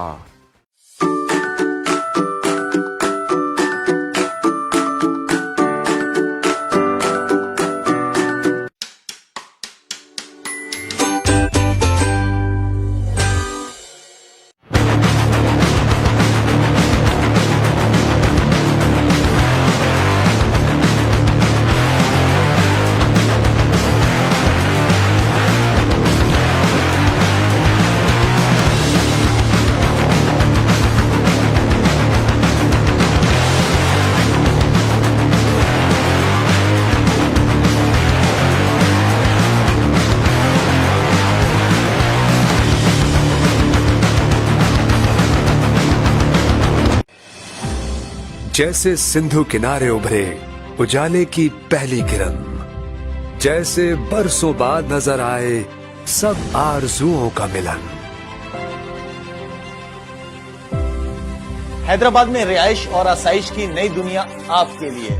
Diamond golf city Hyderabad. Diamond golf city Hyderabad, the gateway to Hyderabad. M9 motorway पर हैदराबाद टोल प्लाजा के बिल्कुल साथ, जहां है 125 गज, 250 गज और 500 गज के शानदार रिहायशी प्लॉट्स, साथ ही 2000 गज और 3000 गज के आलीशान फार्म हाउस प्लॉट्स। आगाज कीजिए एक नए सफर का, बनाएं अपनी जमीन पर अपना घर। Diamond golf city Hyderabad. Plots की कीमतें आपके बजट के मुताबिक। बहुत आसान बुकिंग, माहाना किस्तों का आगाज 10,000 रुपए से, 5 साल की बेहद आसान किस्तों में अदायगी। डायमंड गोल्फ सिटी हैदराबाद, खुली फिजा में जिंदगी की तमाम मॉडर्न सहूलतों से आरास्ता। महफूज गेटेड कम्युनिटी, शानदार golf course, Shahid Afridi cricket academy, आला तरीन टाउन प्लानिंग, 200 फुट चौड़ी मेन बुलेवार्ड, मसाजिद, सरसब्ज पार्क्स, तालीमी इदारे, कमर्शियल मराकज, 24 घंटे भरपूर सिक्योरिटी। कदम रखिए इस नई दुनिया में। आपका घर, आपकी जमीन, जहां मुस्तकबिल बेहद हसीन। रमजान करम है रमजान रमजान। रमजान करम है रमजान रमजान।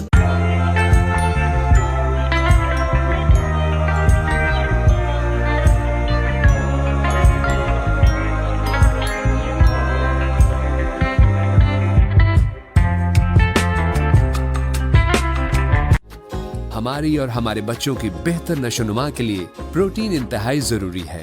चिकन इस जरूरत को पूरा करने के लिए कम खर्च और मयारी जरिया है, मगर बदकिस्मती से इस चिकन को जिन तरीकों से ज़बा करके फरोख्त किया जाता है वो इंतहाई नामुनासिब और हिफ्ज़ान सेहत के उसूलों के बरखिलाफ है। व्हाइट मीट इन मसाइल का हल सेहतमंद और साफ सुथरे माहौल में मुतारिफ करवाता है। फ्रेश और हेल्दी चिकन मीट सिर्फ व्हाइट मीट से ही मिल सकता है। व्हाइट मीट सबसे सस्ता, सबसे अच्छा।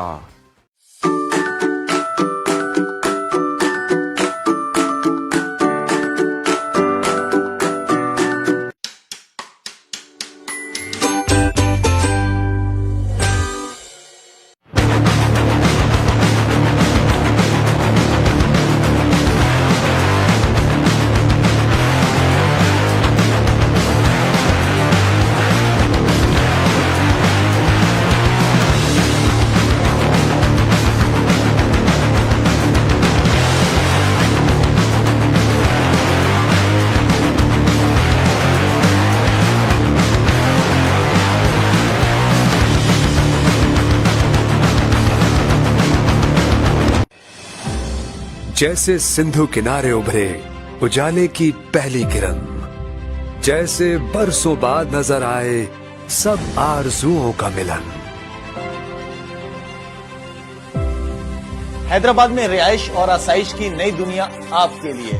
Diamond golf city Hyderabad. Diamond golf city Hyderabad, the gateway to Hyderabad. नाज़रीन, एक बार फिर खुश आमदीद कहते हैं आपके हैदराबाद न्यूज़ की खुसूसी रमज़ान नशरियात करें रमज़ान में, जो कि आप मुलाहिदा कर रहे हैं हैदराबाद न्यूज़ के स्टूडियो से बराह रास्त। और यकीनी तौर पे हम यहाँ पर इस वक्त बहुत प्यारी और बहुत जो है ना वो ऐसी गुफ्तगू फरमा रहे हैं जो कि आपके बड़े करामत है, बिलखुसूस नौजवानों के लिए बहुत काम आने वाली है। और जी इशाद रखें। अच्छा, और नासिर साहब जो है, क्योंकि वो मुझे इस चीज़ के मुतालिक बता रहे थे, मेरा बड़ा इंटरेस्ट है ई कॉमर्स की तरफ, IT की तरफ, तो मुझे ज़्यादा मज़ा आ रहा है। तो मुझे यकीन है कि जो नौजवान इस वक्त हमें देख रहे हैं और जो इस पर काम कर रहे हैं, बहुत बड़ी तादाद है। सर करते सर बताता कोई नहीं है, तो बहुत बड़ी तादाद है जो ये काम कर रही है इस वक्त ई कॉमर्स की, लेकिन बता नहीं रहे हो सामने आके कि हम ये काम कर रहे हैं। तो सर मैं दोबारा उसी मौजूदात पर आऊँगा जो हम बात कर रहे थे। हम चूँकि ई कॉमर्स की बात कर रहे हैं, तो एक मिथ क्रिएट की हुई है लोगों ने कि जितने भी ऑनलाइन बिजनेस होते हैं ना, ये धोखेबाजी है। मतलब अगर मैं जो है वो ड्रॉप शिपिंग कर रहा हूँ, मैं शॉपिफाई पे काम करूँ, मैं अमेजोन पे काम करूँ, कहीं भी करूँ, अब मुझे स्टोर क्रिएट करना पड़ेगा चीज़ें, तो मेरे लिए बड़ा मुश्किल काम है कि मैं वहाँ पे 5 लाख 10 लाख रुपए इन्वेस्ट कर दूँ और ये बगैर सोचे समझे कि मैं कहाँ इन्वेस्ट कर रहा हूँ, क्या चीज़ है। तो इस पर क्या कहेंगे, क्या वाकई इसमें 2 नंबरियाँ भी होती हैं, लोगों के पैसे डूब भी जाते हैं क्या? देखिए, इसमें ऐसा है कि तब्दीली जो है ना, इंसान वो बहुत आसानी से तस्लीम नहीं करता, और जो तब्दीली को समझ लेते हैं और जितनी जल्दी तब्दीली को मान लेते हैं वो तरक्की करते हैं, बाकी लोग पीछे रह जाते हैं। पाकिस्तान की या दूसरे जो इकनॉमी है उसके पीछे रहने की वजह यही है कि जो आप शायद पहले भी जिक्र कर रहे थे कि ये कैसे, यानी हम कैसे पीछे रह जाते हैं। हम इसीलिए पीछे रह जाते हैं कि हम तनकीदी जायज़ा ज़्यादा लेते हैं और तामीरी जायज़ा कम लेते हैं। ऐसा नहीं है। इस वक्त ई कॉमर्स बिज़नेस जो है ना वो मैंने आपको बताया कि $7 बिलियन तो सिर्फ पाकिस्तान में हो रहा है, ठीक है। और इंडोनेशिया की अगर हम बात करें ना तो मेरे ख्याल में हमारे इससे तकरीबन 1.5 गुना शायद आबादी है उनकी, लेकिन इस वक्त $52 बिलियन का बिज़नेस कर रहे हैं वो ई कॉमर्स का सालाना। तो आप सोचेंगे किस लेवल पे बड़ा बिज़नेस हो रहा है। तो अब जो बात आ गई कि इसमें क्या फ़्रॉड भी मौजूद होते हैं, बिज़नेस डूबने के चांसेस होते हैं, आया क्लाइंट को भी जो है वो गलत प्रोडक्ट मिल सकती है, तो उसमें बहुत सारी चीज़ें हमारी जानने के लिए हैं। एक तो अगर क्लाइंट के हवाले से हम पहले बात कर लेते हैं कि कई क्लाइंट का ये मानना होता है कि हमें क्वालिटी की प्रोडक्ट्स नहीं मिली, हमने जो प्रोडक्ट मंगाई थी वो। उसमें एक चीज़ हमेशा याद रखें कि जब आप किसी कंपनी से किसी जगह पे ऑर्डर दे रहे होते हैं तो उसके प्रोफाइल को थोड़ा सा गो थ्रू कर लें कि प्रोफाइल देखने से मुराद ये है कि उसने प्रीवियसली कितने लोगों को डिलीवर किया है। अगर प्रोडक्ट नई भी है तो क्या उसने पहले कोई, काफ़ी सारी प्रोडक्ट ऐसी हैं जो ऑलरेडी बेच रहा है और उसकी एक वर्थ बनी हुई है। क्लाइंट रिव्यूज़ भी बाज़ औक़ात होते हैं, अगर किसी प्लेटफॉर्म से आप बाय कर रहे होते हैं तो उनको थोड़ा सा गो थ्रू कर लें। फिर दूसरे, किसी लालच में नहीं आए। लालच में आने से मुराद क्या होता है कि मेरे एक दोस्त हैं बहुत ही करीबी और डॉक्टर हैं, तो वो मुझसे एक बार ये कह रहे हैं कि यार मैंने जो है ना वो टी-शर्ट्स मंगाई हैं लेकिन बड़ा क्वालिटी जो है ना बहुत वर्स्ट थी, मज़ा नहीं आया, बहुत ख़राब क्वालिटी मुझे जो है ना टी-शर्ट मिली। तो जब मैंने उनसे सवाल किया कि भाई ये मतलब आपने जो टी-शर्ट मंगाई थी क्या ये सारी चीज़ें देखी थी, कंपनी देखी थी, रिव्यूज़ वगैरह? नहीं, मैंने ये सारी चीज़ें नहीं देखी थी, लेकिन बस मैंने रेट देखे थे, 1500 में 5 थी। अब जब आप 1500 में 5 की टी-शर्ट की आप तवक्का रखेंगे कि जब इस वक्त में टी-शर्ट की मिनिमम कॉस्ट भी 1000 के करीब पहुंच गई है, तो आपको फिर चांसेस हैं कि धोखा ही मिलेगा। 1500 में 5 वो इस तरह की भी ऐड आते हैं ना, आपने देखा होगा। आजकल एक नई वाई टीम हो मेरे ख्याल में, उस पर आ रहा था 475 रुपये के अंदर शूज़। मैंने कहा तो नेपल से भी आगे निकल गए।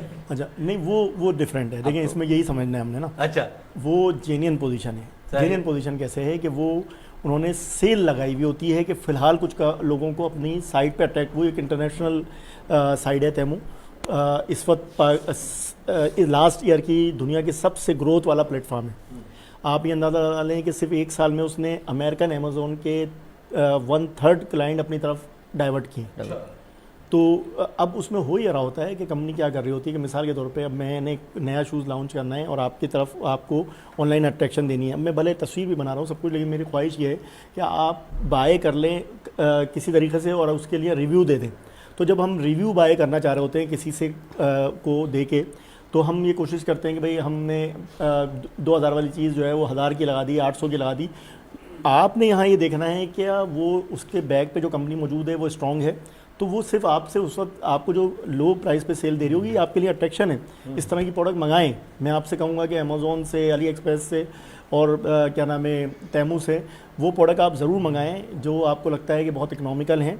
लेकिन उससे पहले उस कंपनी का रिव्यू थोड़ा सा देख लें कि भाई ये ऑलरेडी मिसाल के तौर पे हमारी कंपनी है, अगर वो 10 प्रोडक्ट पहले से बेच रही है, अब एक नई कंपनी प्रोडक्ट लॉन्च कर रहे हैं तो हम भी कोशिश करते हैं मार्केट से सबसे कम कीमत रख दें।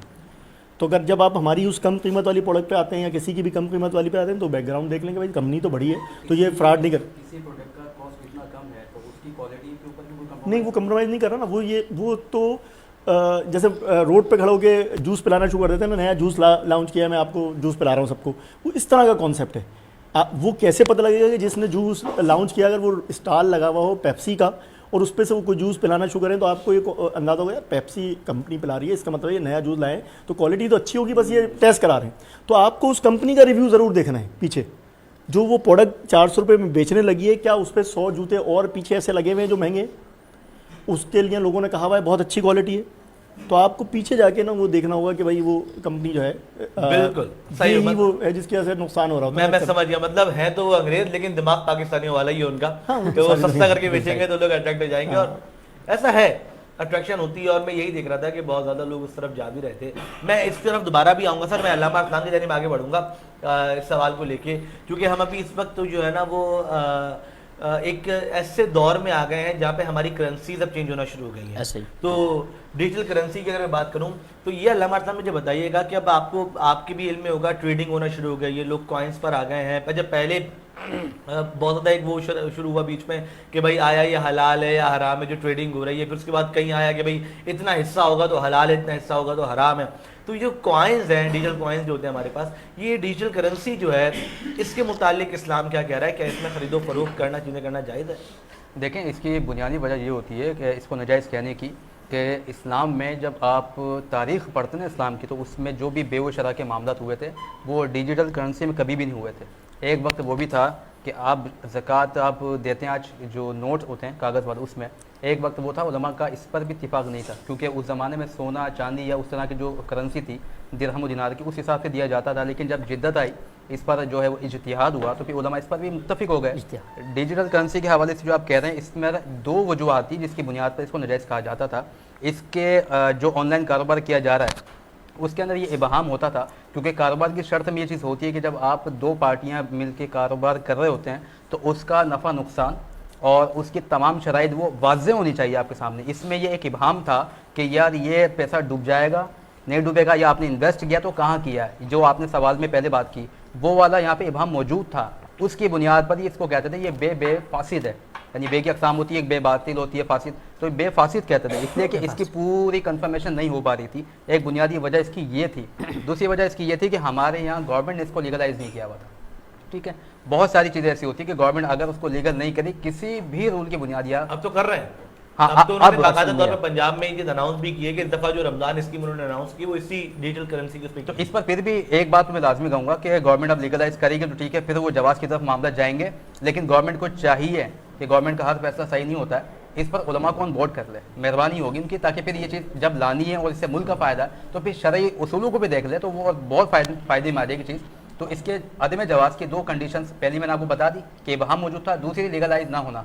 लेकिन अगर एक सूरत अब जवाज़ की तरफ जारी है तो दूसरी के लिए भी मैं ये चाहता हूँ और गुजारिश है हुकूमत से कि उलमा को तमाम मकातिब में फ़िक्र के उनको लेकर ऑन बोर्ड इस पर बात की जाए, ताकि अगर इसमें कोई सूरत नाजायज़ की भी निकलती हो तो उसमें जवाज़ पैदा किया जाए, क्योंकि इसके लिए इससे मुल्क का बड़ा फ़ायदा होने वाला है। ये एक बात है। और मैं इस पिछली जो हुकूमत थी साबिका, मुझे याद है एक वो बिटकॉइन वगैरह के हवाले से एक एंकर है वो भी बड़े काम कर रहे थे, वो बाकायदा मिनिस्टर से मिले भी थे, तो उस वक्त की हुकूमत ने इस चीज़ को एक्सेप्ट नहीं किया था। लेकिन अगर अब कर रही है, और मैं गुज़िश्ता 2 या 3 दिन पहले भी वो न्यूज़ देखा था ट्रम्प के हवाले से, तो उसने भी कहा था कि मैं अपने मुल्क में इन चीज़ों को जो ना अब अपने मुल्क अमेरिका को नंबर 1 बनाऊंगा इन मामला के अंदर।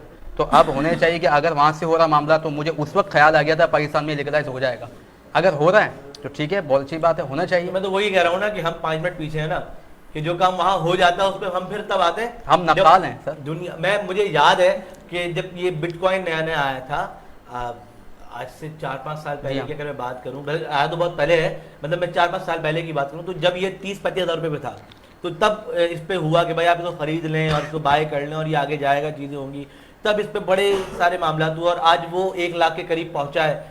तो जिन्होंने खरीदा उनको बड़ा फायदा हुआ, अब जिन्होंने नहीं खरीदा वो फिर अब इस चक्कर से निकल गए बाहर के हालात। पोस्टें भी चल रही है ना कि वहाँ जब ये तकरीबन 86,000 का था तो बंदा बैठा है और कोई लेने वाला नहीं है, अब 2 लाख से ऊपर का चला गया तो वो लाइनें लग गई हैं। तो वो आपकी बात है 5 मिनट पीछे, मेरा ख्याल है 15 मिनट पीछे हम लोग, 15 मिनट पीछे। ये तो फिर ये तो अली भाई ज़्यादा बेहतर जानते हैं कि हम कितना पीछे। तो जनाब अली में ये ऐसा मसला है जिस पे हम डिस्कस करना चाहिए, बिल्कुल बड़ा ज़रूरी है, क्योंकि इस वक्त जो है ना वो ये सारी चीज़ें जो है ना वक्त वक्तन हमारे मुल्क में एप्लीकेबल तो होती जा रही हैं और जाहिर सी बात है नौजवानों की कसीर तादाद इस पर काम भी कर रही है। सर मैं दोबारा आपको जाने पाऊंगा, हम जो ई कॉमर्स की बात कर रहे हैं, तो ये जो आपने प्रोडक्ट हंटिंग की बात की, प्रोडक्ट सोर्सिंग जो हम लोग करते हैं, प्रोडक्ट से हमने सेल करनी है, अब मल्टीपल टाइप ऑफ प्रोडक्ट्स है ना, तो कौन सी ऐसी प्रोडक्ट्स हैं इस वक्त जो ज़्यादा एप्लीकेबल हैं, ज़्यादा डिमांडिंग है और नौजवानों को चाहिए कि उन प्रोडक्ट्स को ज़्यादा जो है ना वो अपने स्टोर्स में लेकर आ जाए? देखिए, एक तो एक्सेस जो है ना वो सबसे पहला है। मिसाल के तौर पे एक आदमी है जो श्रीलंका में बैठा है और वो आम बेचने की कोशिश करे तो उसके लिए एक्सेस नहीं है। इसी तरह से पाकिस्तान में भी वो किसी ऐसे कोने में बैठा है जहाँ पर प्रोडक्ट की एक्सेस नहीं है। तो आपको यकीनी तौर पे जब आप नया काम शुरू कर रहे होते हैं तो प्रोडक्ट की ईजी एक्सेस को जो है ना वो फर्स्ट प्रायोरिटी देनी चाहिए, लेकिन साथ साथ यूनिकनेस जो है ना वो ज़रूर होनी चाहिए। अगर आप इजी एक्सेस के साथ प्रोडक्ट सर्च कर भी लेते हैं और वो सारे लोग वही कर रहे हैं प्रोडक्ट, तो फिर यकीनी तौर पे आप उसमें यूनिकनेस अपनी कायम नहीं रख सकते। मिसाल के तौर पे एक शहद बेच रहा है सवात वाला, तो दूसरा अगर शहद बेचते हुए उसके अंदर कोई थोड़ी सी जिद्दत कर ले कि उसमें वो अदरक को कोई ऐड कर दे, थोड़ी सी वो अपनी स्किल उसके अंदर लगा के उसको टेस्ट में डेवलपमेंट में कुछ, तो ये चीज़ आम शहद के मुकाबले में उसको अच्छा मुनाफा भी दे सकती है और जगह भी बना सकती है। फिर दूसरे हमेशा याद रखें कि ई कॉमर्स जो भी बच्चों के लिए मैं ख़ास तौर पे कहूँगा कि नया काम करना चाह रहे हैं, वो एक चीज़ हमेशा याद रखें कि प्रोडक्ट सिलेक्शन में ना वो प्रोडक्ट सेलेक्ट करें जो आम तौर पे उनको अपने घर में भी ये प्रॉब्लम आती हो कि घर से अम्मी ने या मिसेज़ ने कहा कि भाई ये प्रोडक्ट ला दें, तो आप एक लम्हे के लिए माउफ हो जाते हैं कि यार ये मिलेगी कहाँ से। वो वाली जो प्रोडक्ट है ना, वो यकीनी तौर पे अगर आप लेने निकल गए किसी बड़ी मार्केट में, आपने पहली दुकान से पूछा, उसने कहा नहीं मेरे पास नहीं है, मुझे पता भी नहीं है कहाँ मिलेगी। फिर दूसरी दुकान से पूछा, फिर उसने कहा हाँ मेरे ख्याल में वो ऐसे गली से आप जाएंगे आगे जाएंगे ना तो उसके पास शायद होती है। फिर उस शायद वाले के पास पहुँचे तो उसने कहा नहीं यार मेरे पास पहले होती थी, इतनी बिकती नहीं थी, मैंने ख़त्म कर दी। अब आप सोचें आप किस पोजीशन में हैं कि आप पिछले 1 घंटे से इस तरह की प्रोडक्ट को आप मुसलसल सर्च कर रहे हैं, अपना टाइम भी लगाया है और जो है ना प्रोडक्ट भी नहीं मिल रही है। तो इस तरह की जो प्रोडक्ट्स हैं ना वो आम तौर पे जो नए बिज़नेस के लिए बेहतर भी रहती हैं, क्योंकि वो जो दुकानदार कह रहा है ना कि मेरे पास क्लाइंट कम आते थे इसलिए मैंने रखना छोड़ दी, ऑनलाइन में क्लाइंट कम नहीं होते। मिसाल के तौर पे मैंने पहले भी ये बात की थी कि जब उसके पास जो क्लाइंट जा रहे हैं वो हैदराबाद के ही होंगे ना, अगर कोई परचून वाला है कोई वो है तो उसके पास वो मखसूस, लेकिन आप जब ये वाली शॉप खोलते हैं वही प्रोडक्ट रख के जो यूनिक होती है, जो कम मिलती है, कम बिकती है, और ये इस के साथ आप जब शॉप खोलते हैं तो आपके पास पूरे पाकिस्तान की क्लाइंट तक एक्सेस मौजूद होता है। तो उसके लिए आपको तो अपनी यानी आप एक दुकानदार है वो कहता है कि अगर मैं 100 ऑर्डर बेच लूँ महीने में तो यार मेरा घर चल जाता है। तो ये 100 ऑर्डर जब उस प्रोडक्ट के साथ पूरे पाकिस्तान में आप प्लेस करते हैं तो लेना कोई मुश्किल नहीं है, उसको नहीं मिल रहा, लेकिन इस प्रोडक्ट के साथ आपको मिल जाएंगे पूरे पाकिस्तान से, तो आपके लिए यकीनी तौर पर एक अच्छा सरमाया करवाना। बिल्कुल ऐसी है। और मैं आपको इसका बताऊँ, मतलब ये जो आइडियाज़ है ना, जहाँ मैं रहता हूँ ना तो मेरे घर के बिल्कुल बराबर में पकवान सेंटर है। अब ना उनका एक हाँ खुशबू बहुत आती है, जो सास जोर से ले रहे हैं ना तो खुशबू तो वाकई बहुत आती है। और हैदराबाद का एक मशहूर बिरयानी वाला है, बिरयानी सेंटर है, उसका पकवान सेंटर है हमारे घर के बिल्कुल बराबर में ना। तो अब मेरी रूटीन ये कि मैं सुबह घर से 7 बजे के करीब निकलता हूँ, 6:45-7 बजे ना। तो आप यकीन करें बाद नमाज फजर उनके ना वो मतलब चूल्हा जलने की और वो खटपट और बर्तन, तो मैं ये सोच रहा, मैंने कहा यार ये सुबह 6:30 बजे बिरयानी बनाना शुरू कर देते हैं, इतनी सुबह दुकानें भी नहीं खुलती, कौन लेता होगा इतनी सुबह बिरयानी बनाने में? मैक्सिमम 1 घंटा लगेगा, 1 घंटे बाद तो बिरयानी तैयार है। तो 6:30 बजे अगर वो चूल्हा जला रहा 7:30 बजे बिरयानी तैयार हो जाएगी, अब बिकेगी कहाँ? तो बड़े दिन तो ये कश्मकश रही। फिर मैं एक दिन गया, मैंने कहा यार ये आप सुबह सुबह ये जो पकवान आपका खुल जाता है और आप बिरयानी बनाते हैं, आपकी दुकान कितने बजे खुलती है? कहता है 11 बजे खुलती है। तो 11 बजे आपकी दुकान खुलती है, आप सुबह बिरयानी बना रहे हैं, क्या चक्कर है? कहता है बिरयानी नहीं बनाते भाई इधर। फिर कहते हैं बिरयानी बनती है सामने वाले घर में, मतलब उनका एक और पकवान सेंटर है वहाँ। अच्छा फिर क्या करते हैं? हम तली हुई प्याज बनाते हैं। अब ये तली हुई प्याज है, हैदराबाद के लोग बड़े अच्छे से जानते हो तली हुई प्याज को, जो बिरयानी को डाल के बड़े मजे से खाते हैं। वो क्या करते हैं? वो तली हुई प्याज को पैकेट्स बनाते हैं और वो शॉप से डिस्ट्रीब्यूट करते हैं। अब ये देखें, ये जो फ्राइड अनियन है ना, अब इसका एक रिवाज ही आ गया कि अब भाई बाजार से मंगा लो, कौन घर में तलेगा। तो पहले तो होता था, हमारी अम्मी अभी भी बनाती हैं खैर, लेकिन एक जिद्दत आ गई है कि अब वो घर जिस तरह बाकी मसालों के पैकेट आते हैं इस तरह से वो पैकेट, तो वो क्या करते हैं, वो रोजाना की बुनियाद पे वो 100, 150, 200 पैकेट जितने उनके ऑर्डर होते हैं दुकानों से, वो फ्रेश बना के उसको पैक करके वो बेचते हैं। मतलब बिरयानी तो 11 बजे बिक रही है सुबह, वो सुबह 6 बजे से वो दुकानों के ऊपर ये सामान सप्लाई हो जाता है, क्योंकि उनको पता है कि जब लोग खाना बनाना शुरू होंगे ना 12-1 बजे, तो उनको वो डब्बे चाहिए, तो उससे पहले वो तैयार होगी, पैक होगी, दुकानों में डिस्ट्रीब्यूट होगी। तो ये आइडिया, और ये बहुत अच्छा आइडिया, प्रोडक्ट आइडिया है ये, कि आप इस तरह से इस पर काम कर सकते हैं। और इस तरह के बेशतर आइडियाज जो है वो हमारे यहाँ पे लोगों के पास हैं, तो ये तो बहुत अच्छी बात यहाँ पे चल रही है। अल्लामा साहब, मैं इसी बात को अगर थोड़ा सा और आगे बढ़ाऊं, क्योंकि आज हम जो है वो ई कॉमर्स पर बात कर रहे हैं, ठीक है। अच्छा, मैंने अभी आपसे कॉइन्स की तो बात कर ली, एक जगह मैंने ये भी चीज़ सुनी थी कि आप ऐसी चीज़ पे कारोबार नहीं कर सकते जो आपके पास फिजिकली मौजूद ना हो। मतलब ये अब इसमें मैं अगर कहीं गलती कर रहा हूँ या ऐसा कुछ मामला है ना, कि जैसे मिसाल के तौर पे अब अली भाई हैं, अली भाई के पास ये कप है हैदराबाद न्यूज़ वाला, ये इनके पास मौजूद है, मेरे पास ये मौजूद नहीं है। सेलर मैं हूँ, बायर आप हैं, आपने मुझे ऑर्डर दिया कि भाई मुझे ये चीज़ चाहिए, मैंने आपसे ऑर्डर लिया, पैसे आपने मुझे भेजे, मैंने इनको बोला, इन्होंने आपको पहुँचा दी, तो मतलब मेरी दस्तरस में वो चीज़ नहीं है, मेरी मिल्कियत में वो चीज़ नहीं है, तो क्या इस तरह की प्रोडक्ट्स पर कारोबार हो सकता है? जी हाँ, ये वो बात आ गई जो मैंने पिछली गुफ्तगू में की थी कि जब कारोबार आप कर रहे होते हैं तो उसके लिए सारी चीज़ें आपके सामने होनी चाहिए, यानी आप हर चीज़ से मुतमईन हो। ऑनलाइन बिजनेस के अंदर सबसे बड़ा जो इशू आता है वो ये आता है कि जो चीज़ भी आप खरीद रहे होते हैं उसकी क्वालिटी लिखत की हद तक तो आप देख सकते हैं, लेकिन जब तक कि आप खुद फिजिकली इसको चेक ना करें तो आप कंफर्म नहीं कर पाएंगे यार ये चीज़ वो है या नहीं है, कलर का फ़र्क है। बाद वक्त ऐसा भी होता है ऑनलाइन आप कोई चीज़ मंगाएं, जो दिखता है वैसी चीज़ वो पहुंचती नहीं आपके पास, तो फिर उस पर आप ऑब्जेक्शन कर रहे होते हैं। अच्छा, इसी को देखते हुए उलमा ने कहा कि जब फिजिकली चीज़ मौजूद नहीं है तो ज़ाहिर है इसकी बेउशरा भी जायज़ नहीं होगी। इसकी वजह से अब कंपनी क्या करती है कि वो 5 दिन 7 दिन की रिटर्न पॉलिसी पे रख देती है, ताकि अगर आपको चीज़ समझ में नहीं आ रही तो फिर आप उसको वापस करें। इस पॉलिसी के साथ तो जायज़ है, लेकिन अगर ये पॉलिसी मौजूद नहीं होगा तो फिर ये नाजायज़ ही रहेगा। ये ध्यान में रखिएगा बात, इसलिए कि फिर वो चीज़ आपके पास मौजूद नहीं है, आपने वो चीज़ देखी नहीं है। बेउशरा में ये शराइत, जितनी भी शराइत लिखी जाती है, कम पे 17 शराइत हैं इसकी, उसमें ये शर्त भी है कि जो चीज़ आप ले रहे हैं आप उसको बिल्कुल इस अंदाज में लें कि आप उसकी तमाम नफ़ा नुकसान, उसकी क्वालिटी या उसकी कमी बेशी उससे वाकिफ़ हों और फिजिकली वाकिफ़ हों। ऑनलाइन में ऐसा मुमकिन होता नहीं है बात का, तो रिटर्न पॉलिसी जब से आई है तो उलमा इसके जवाब के भी कायल हो गए, जब तक ये पॉलिसी नहीं होगी तो कितना जायज़ रहेगा। इसमें थोड़ा सा जो है ना वो थोड़ी सी कन्फ्यूजन है। देखें, ख़रीदने के लिए इस तरह का कोई उज़र मौजूद नहीं है, ख़रीदने के लिए इसलिए मौजूद नहीं है कि आप फ़ोन पे भी बाज़ औक़ात चीज़ें, ये जब ये नहीं था तो फ़ोन पे भी कहते थे यार वो भाई चावल तो भेज दे मुझे, चावल तो भेज, ठीक है, मतलब आपके दुकानदार से वो है, तो इस तरह का वो जो है, ये वाला जो कॉन्सेप्ट है ना, और वो कॉन्सेप्ट सही है, वो है ड्रॉप शिपिंग वाला कॉन्सेप्ट जो आप क्लियर कर रहे थे ना, कि मैं बेचने वाला हूँ लेकिन मेरे पास प्रोडक्ट मौजूद नहीं थी, और मैंने एक होलसेलर से बात की, कि जब मैं ऑर्डर पकड़ता हूँ और जब ऑर्डर आ जाएगा तो ये मेरी जगह जो है भेज देना। वो वाला जो कॉन्सेप्ट है जिसमें मैंने अपना सरमाया नहीं लगाया, मैंने उस प्रोडक्ट को क्लाइंट को बताया, इनको फ़ोन पे मैंने बताया इसकी ये खुशबू है, इसका ये दाना है, ढंग का है, लेकिन मैंने वो फिज़िकली देखा नहीं और इनको बता दिया। अब क्या पता उस होलसेलर के पास उस वक्त वो क्वालिटी मौजूद है या नहीं, तो जब मैं वहाँ से शिफ्ट करूँगा तो जो मैंने इनसे कमिटमेंट किया था मैं मिस कमिटमेंट कर गया एज अ बिजनेसमैन। अगर आप ख़रीद के अपने वेयर हाउस में रख लेते हैं उसको, उसकी क्वालिटी से आप मुतमईन हैं और वही क्वालिटी पेश कर रहे हैं अपने क्लाइंट को।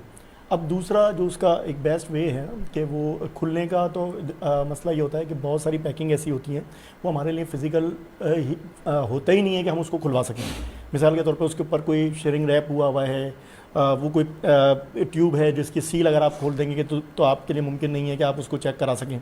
एक बार अगर आप सील ही तोड़ देंगे तो दोबारा मुमकिन नहीं है।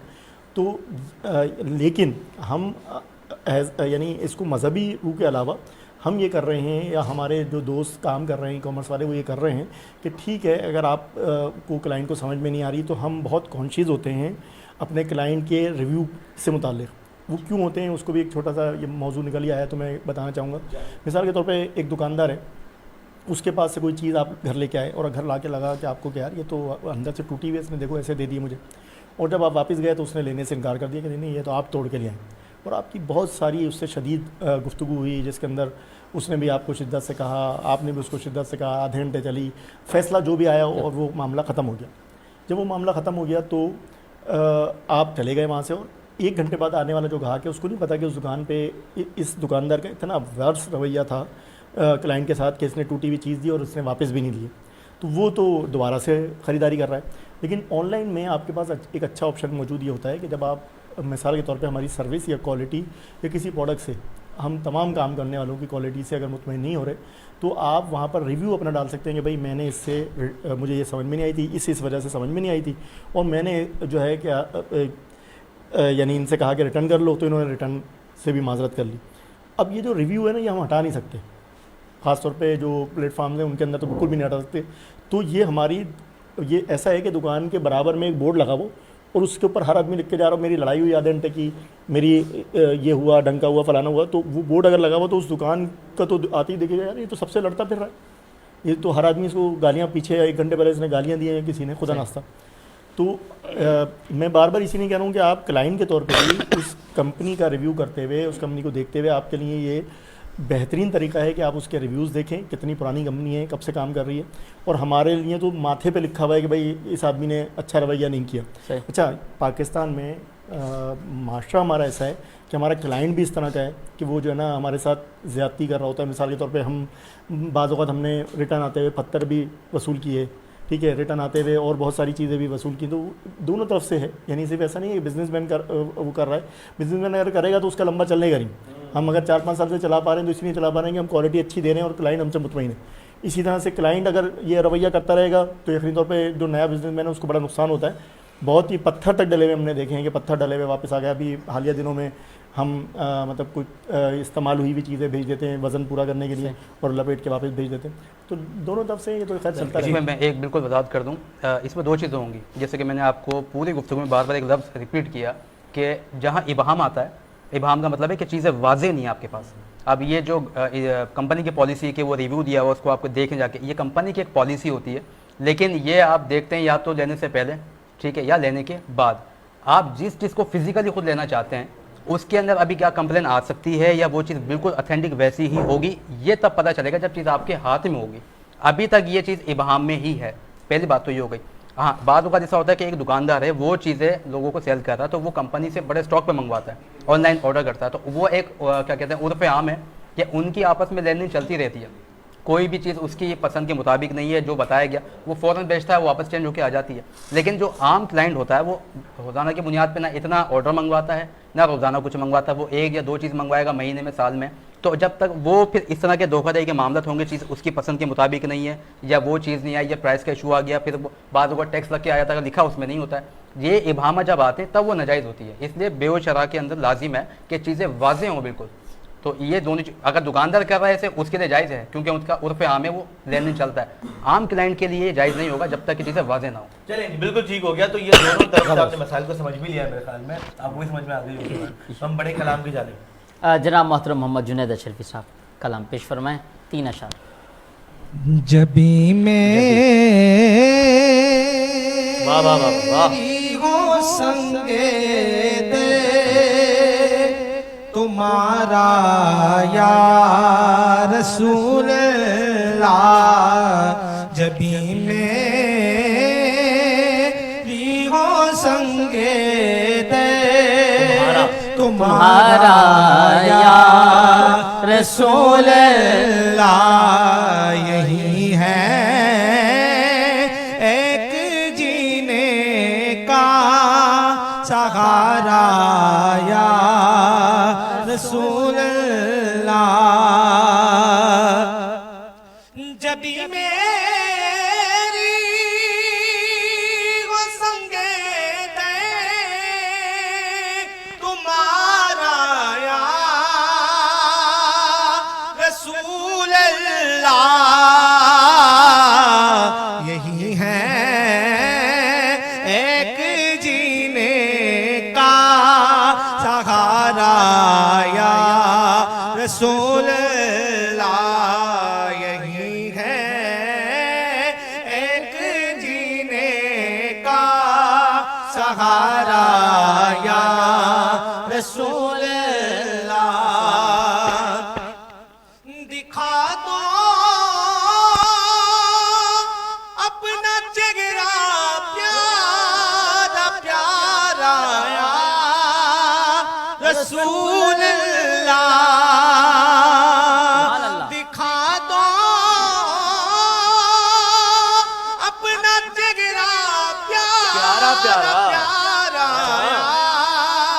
रसूल अल्लाह खुदा का जीते जी कर लो नजारा या रसूल अल्लाह खुदा का जीते जी कर लो नजारा या रसूल अल्लाह जमाना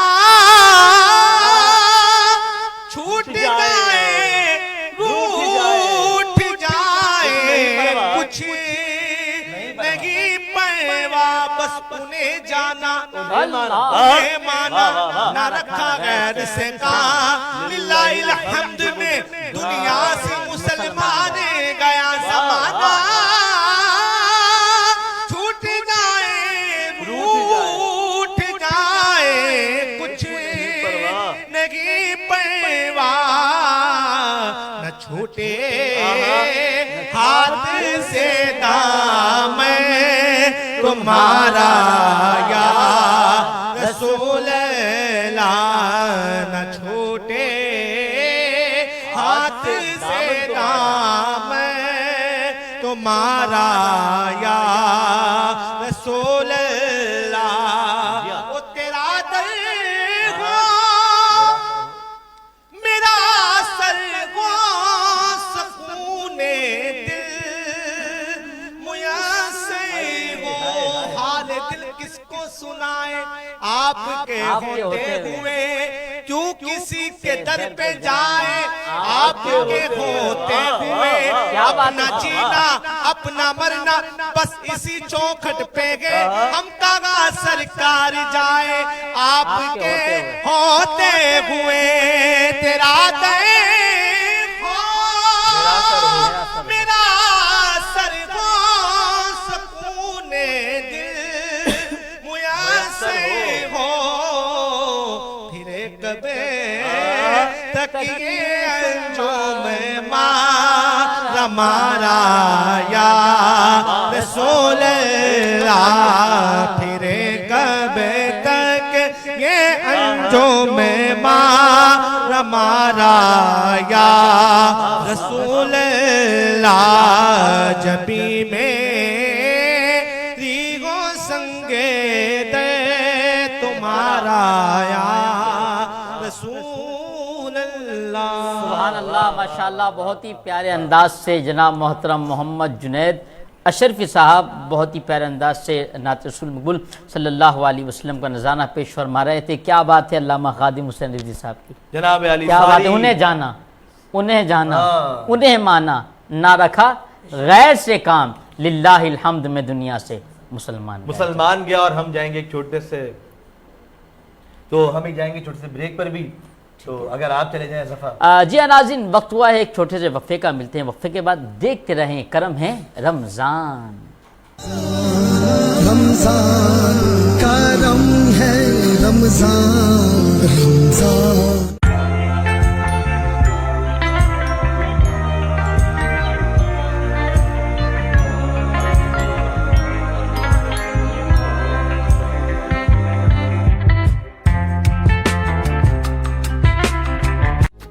हमारी और हमारे बच्चों की बेहतर नशोनुमा के लिए प्रोटीन इंतहाई जरूरी है। चिकन इस जरूरत को पूरा करने के लिए कम खर्च और मयारी जरिया है, मगर बदकिस्मती से इस चिकन को जिन तरीकों से ज़बा करके फरोख्त किया जाता है वो इंतहाई नामुनासिब और हिफ्ज़ान सेहत के उसूलों के बरखिलाफ है। व्हाइट मीट इन मसाइल का हल सेहतमंद और साफ सुथरे माहौल में मुतारिफ करवाता है। फ्रेश और हेल्दी चिकन मीट सिर्फ व्हाइट मीट से ही मिल सकता है। व्हाइट मीट सबसे सस्ता सबसे अच्छा।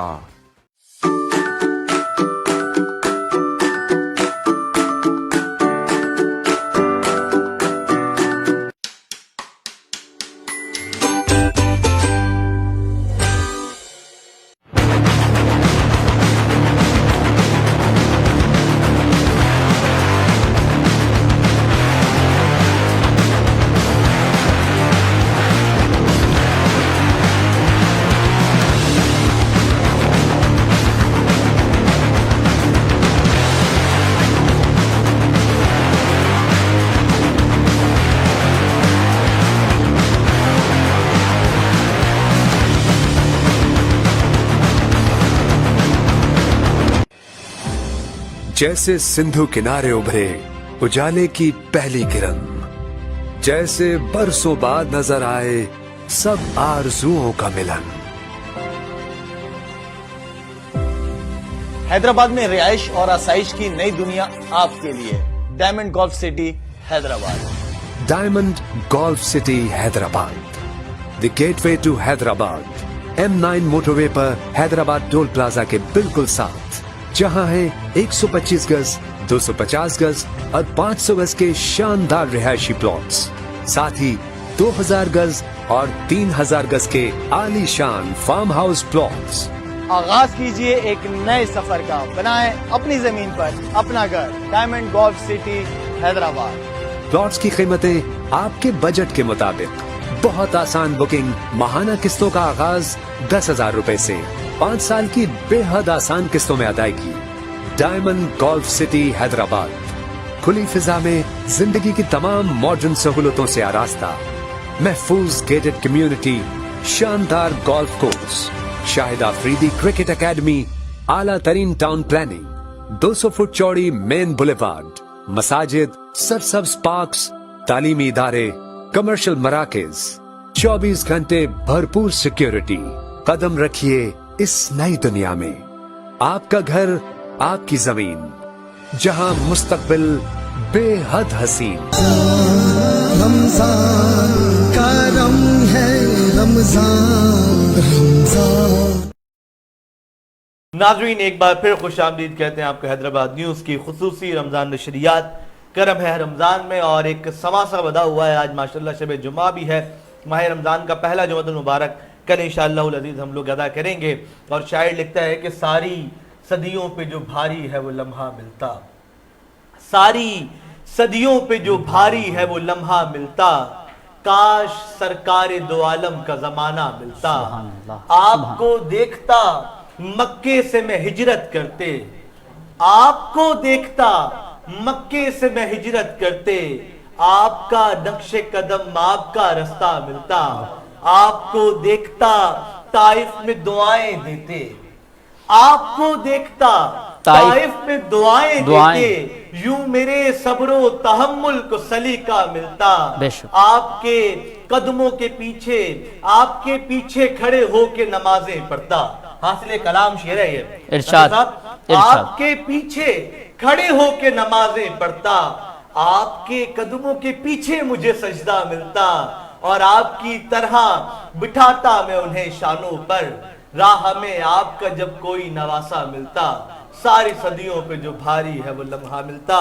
तो नाज़रीन किराम, आज की जो शब है यकीनी तौर पे वैसे ही माह रमज़ान में जो हमारी इबादात हैं उनमें इजाफा हो जाता है और नेकियों में तो 70 गुना इजाफा हो जाता है।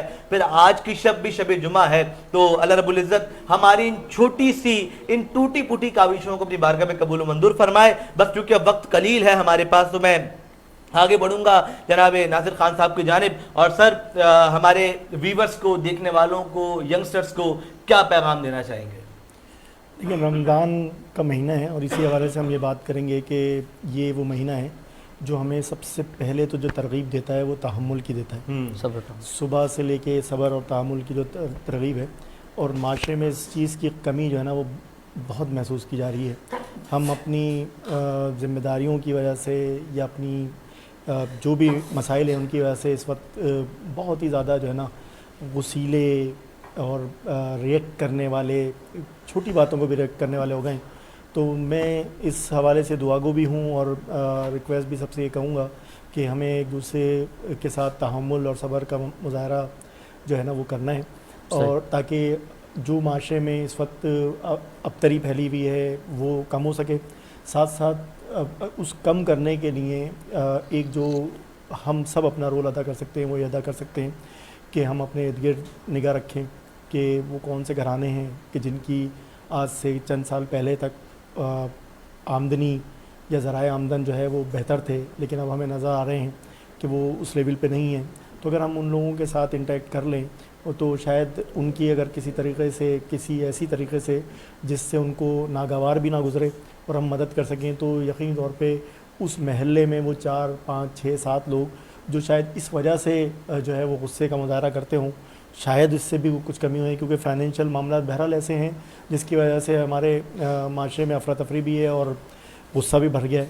तो हम शुरू में भी बात कर रहे थे कि मुख्तलिफ़ इकनॉमी कंडीशन ऐसी है मुल्क की, क्या वो जो है ये इजाज़त नहीं देती कि बहुत ज़्यादा जो है लोग सर्वाइव कर सकें। तो जहाँ मुमकिन हो सकती है वहाँ हम अपना रोल अदा करने की कोशिश करें। जहाँ मुमकिन हो सकती है, अगर फाइनेंशियल मदद नहीं कर सकते तो कोई फ़िज़िकल उनकी ऐसी मदद कर दें जिसकी वजह से वो ख़ानदान या वो फैमिली जो है वो थोड़ा सा उस नुकसान से बच जाए जो अपनी फैमिली को सर्वाइव करने के लिए उनको उठाने पड़ रहे हैं। साथ साथ कुछ नहीं तो मुस्कुराहट का ही एक, अब कुछ नहीं दे सकते तो मुस्कुराहट का ही जो सबसे ज़्यादा मैं तो कहता हूँ कि अफजल है कि अगर आप सिर्फ सामने वाले को उसकी वजह से जो है उसका गुस्सा कम हो जाए, कि आप अगर मुस्कुरा के उसको देख लेते हैं, उससे थोड़ा सा बात ऐसे कर लेते हैं। तो मैं अक्सर रोडों पे देख रहा होता हूँ कि बड़ा शायद उसका लोगों का जवाब तो यही होता है कि रोज़ा है तो इस वजह से थोड़ा सा अफेक्ट है और ज़्यादा लोग एक दूसरे उलझ रहे हैं, जबकि हमें तो इस माह रमज़ान की वजह से ये कमी आनी चाहिए, हमारे रवैयों में नरमी आनी चाहिए। थोड़ा सा सोच लें सुबह निकलते हुए कि यार मैं कल अगर मेरे से कोई वाक़या हुआ था तो आज के दिन चाहे मेरे साथ कोई कुछ भी कर देगा, मैं वाक़या नहीं करूँ। मैं अक्सर एक बार जो है ना मेरी वालदा ने मुझे समझाया कि मैं सुबह उठने में ना बड़ी मतलब मुश्किल पेश आती थी, लेकिन उन्होंने एक बार मुझे ये समझाया कि जब तुम लेटा करो, बिल्कुल नींद आने वाली हो, तो रिपीट किया करो कि मैं इस फजर की नमाज के साथ मेरी आँख खुल जाएगी, और जब तक आँख नहीं लगी रिपीट करते रहो। बाखुदा मैं बिल्कुल इसका कायल हूँ कि एन अज़ान होते हुए मैंने अपनी आँख खुलते हुए देखी है।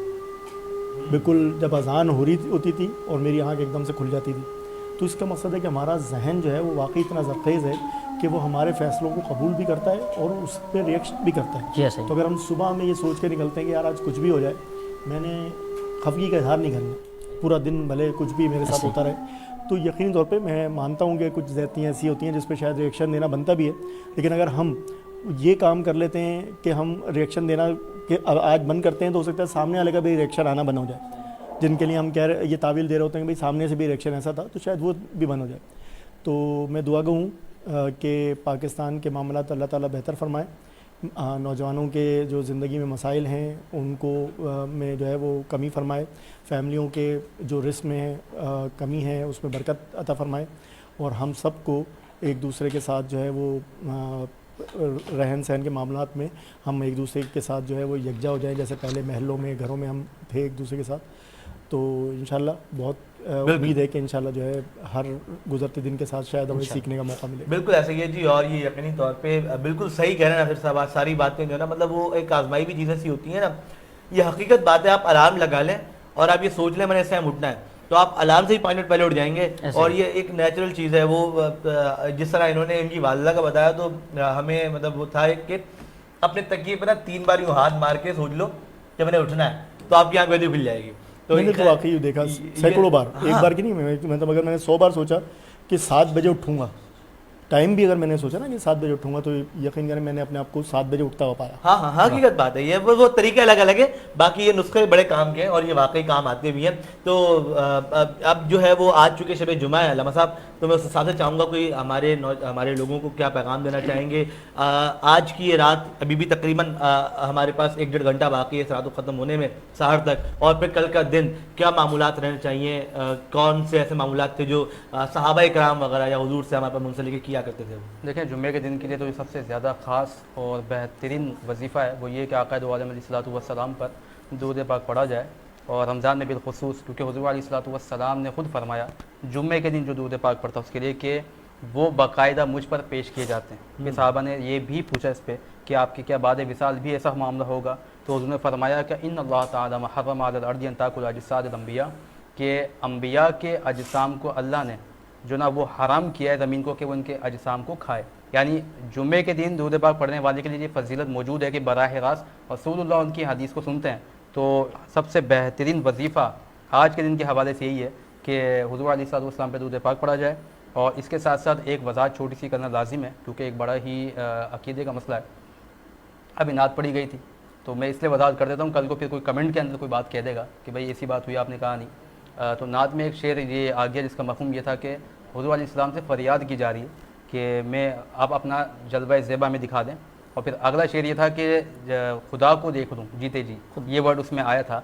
तो याद रखिएगा हुज़ूर अलैहिस्सलातु वस्सलाम अल्लाह रब्बुल इज़्ज़त के सबसे मोतबर, सबसे जो है ना महबूब बंदे और महबूब रसूल हैं, मगर किसी भी शख्सियत को चाहे ज़ात मुस्तफ़ा ही हो अल्लाह के साथ तशबीह नहीं दी जा सकती। ये मुनासिब जुमला नहीं है। जहाँ अहादीस में ये बुखारी वगैरह में ये रिवायत आई है मर्रा आनी फ़क़द रअल हक़, कि जिसने मुझे देखा उसने हक़ को देखा।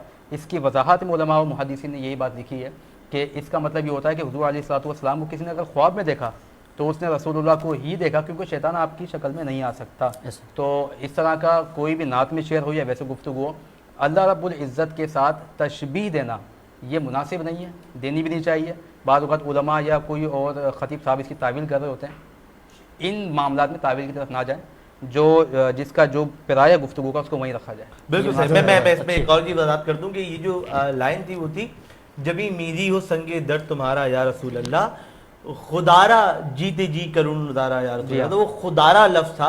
वो चूँकि हमारे पास चूँकि नातें जो है ना वो मल्टीपल वेबसाइट्स पे भी लिखी हुई होती हैं, फिर वो लोग पेपर पे लिख के उसकी पिक्चर भी लगा रहे होते हैं, तो बाज़ दफ़ा गलती की गुंजाइश हो जाती है ना। वो उसने वहाँ पे खुदा का लिख दिया, जिसने भी लिखा वो गूगल पे जो पिक्चर हमारे पास आई उसमें लफ्ज़ खुदारा जीते जी कर लूँ, तो वो स्लिप ऑफ टंग है। तो मेरी तो दुआ है कि अल्लाह को माफ़ फरमाए। जी हाँ, बिल्कुल, ये बहुत अच्छा किया आपने दुआ की। तो जो नात खां हैं उनको भी ये मैं कहूँगा शरई मसला है कि वो भी रुजू करें इस बात से, क्योंकि ज़ाहिर है उन्होंने भी पढ़ा ऐसे कज़न, और जो भी इसके माने को समझते हुए उसको पढ़ रहा था उसके लिए भी तौबा करना लाजिम है। तो मैं भी बराह रास्त प्रोग्राम में मैंने ये कलाम ज़ाहिर सुना, तो मैं भी अपने इस अमल से रुजू करता हूँ और ला इलाहा इल्लल्लाह मुहम्मदुर रसूलुल्लाह, इन चीज़ों का ख्याल रखा जाए। हम यहाँ बैठे इसीलिए कि हम इन मामलात की बिल्कुल ऐसे ही, और आप भी इस पर रुजू कर दीजिए। जी बिल्कुल ऐसे ही है कि ये चीज़ें बहुत ज़रूरी हैं, और इस तरह की चूँकि हम बहुत सारी चीज़ें जाहिर सी बातें इंटरनेट वगैरह से ले रहे होते हैं तो उसमें मिस्टेक्स हो जाती हैं, लेकिन ये गलती की वजाहत करना बहुत ज़रूरी थी क्योंकि बड़ी मिस्टेक थी। इसलिए बहरहाल जनाब आली हम आगे बढ़ेंगे अब कलाम की जानिब। हमारे साथ मौजूद जनाब मोहतरम जुनैद अशरफी साहब बहुत ही प्यारे अंदाज से हदिये नात पेश फरमा रहे थे। गुजारिश करता हूँ कि उज़ैर भाई की फरमाइश है इस पे कि ज़मीं मैली नहीं होती। जी डायरेक्ट उज़ैर खान दई साहब की फरमाइश है कि ज़मीं मैली नहीं होती, गुलामों का कफन मैला नहीं होता। ज़मीं मैली नहीं होती, ज़मन मैला नहीं होता, ज़मीं मैली नहीं होती, ज़मन मैला नहीं होता। मोहम्मद के गुलामों का कफन मैला नहीं होता, ज़मीं मैली नहीं होती, ज़मन मैला नहीं होता। मोहम्मद के गुलामों का कफन मैला नहीं होता, और मोहब्बत कमेली वाले से वो जज्बा है सुनो लोगों, मोहब्बत कमेली वाले से वो जज्बा है सुनो लोगों, ये जिस मन में समा जाए वो मन मैला नहीं होता, वो जिस मन में समा जाए वो मन मैला नहीं होता। नबी के पाक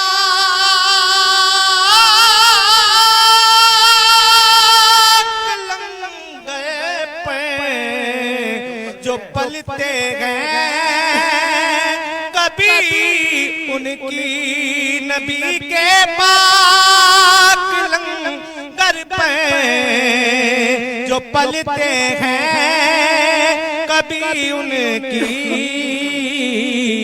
जुबां मैली नहीं होते सुखन मेला क्या बात है भाई। नहीं होता जमीन मेली नहीं होते जमन मेला नहीं होता।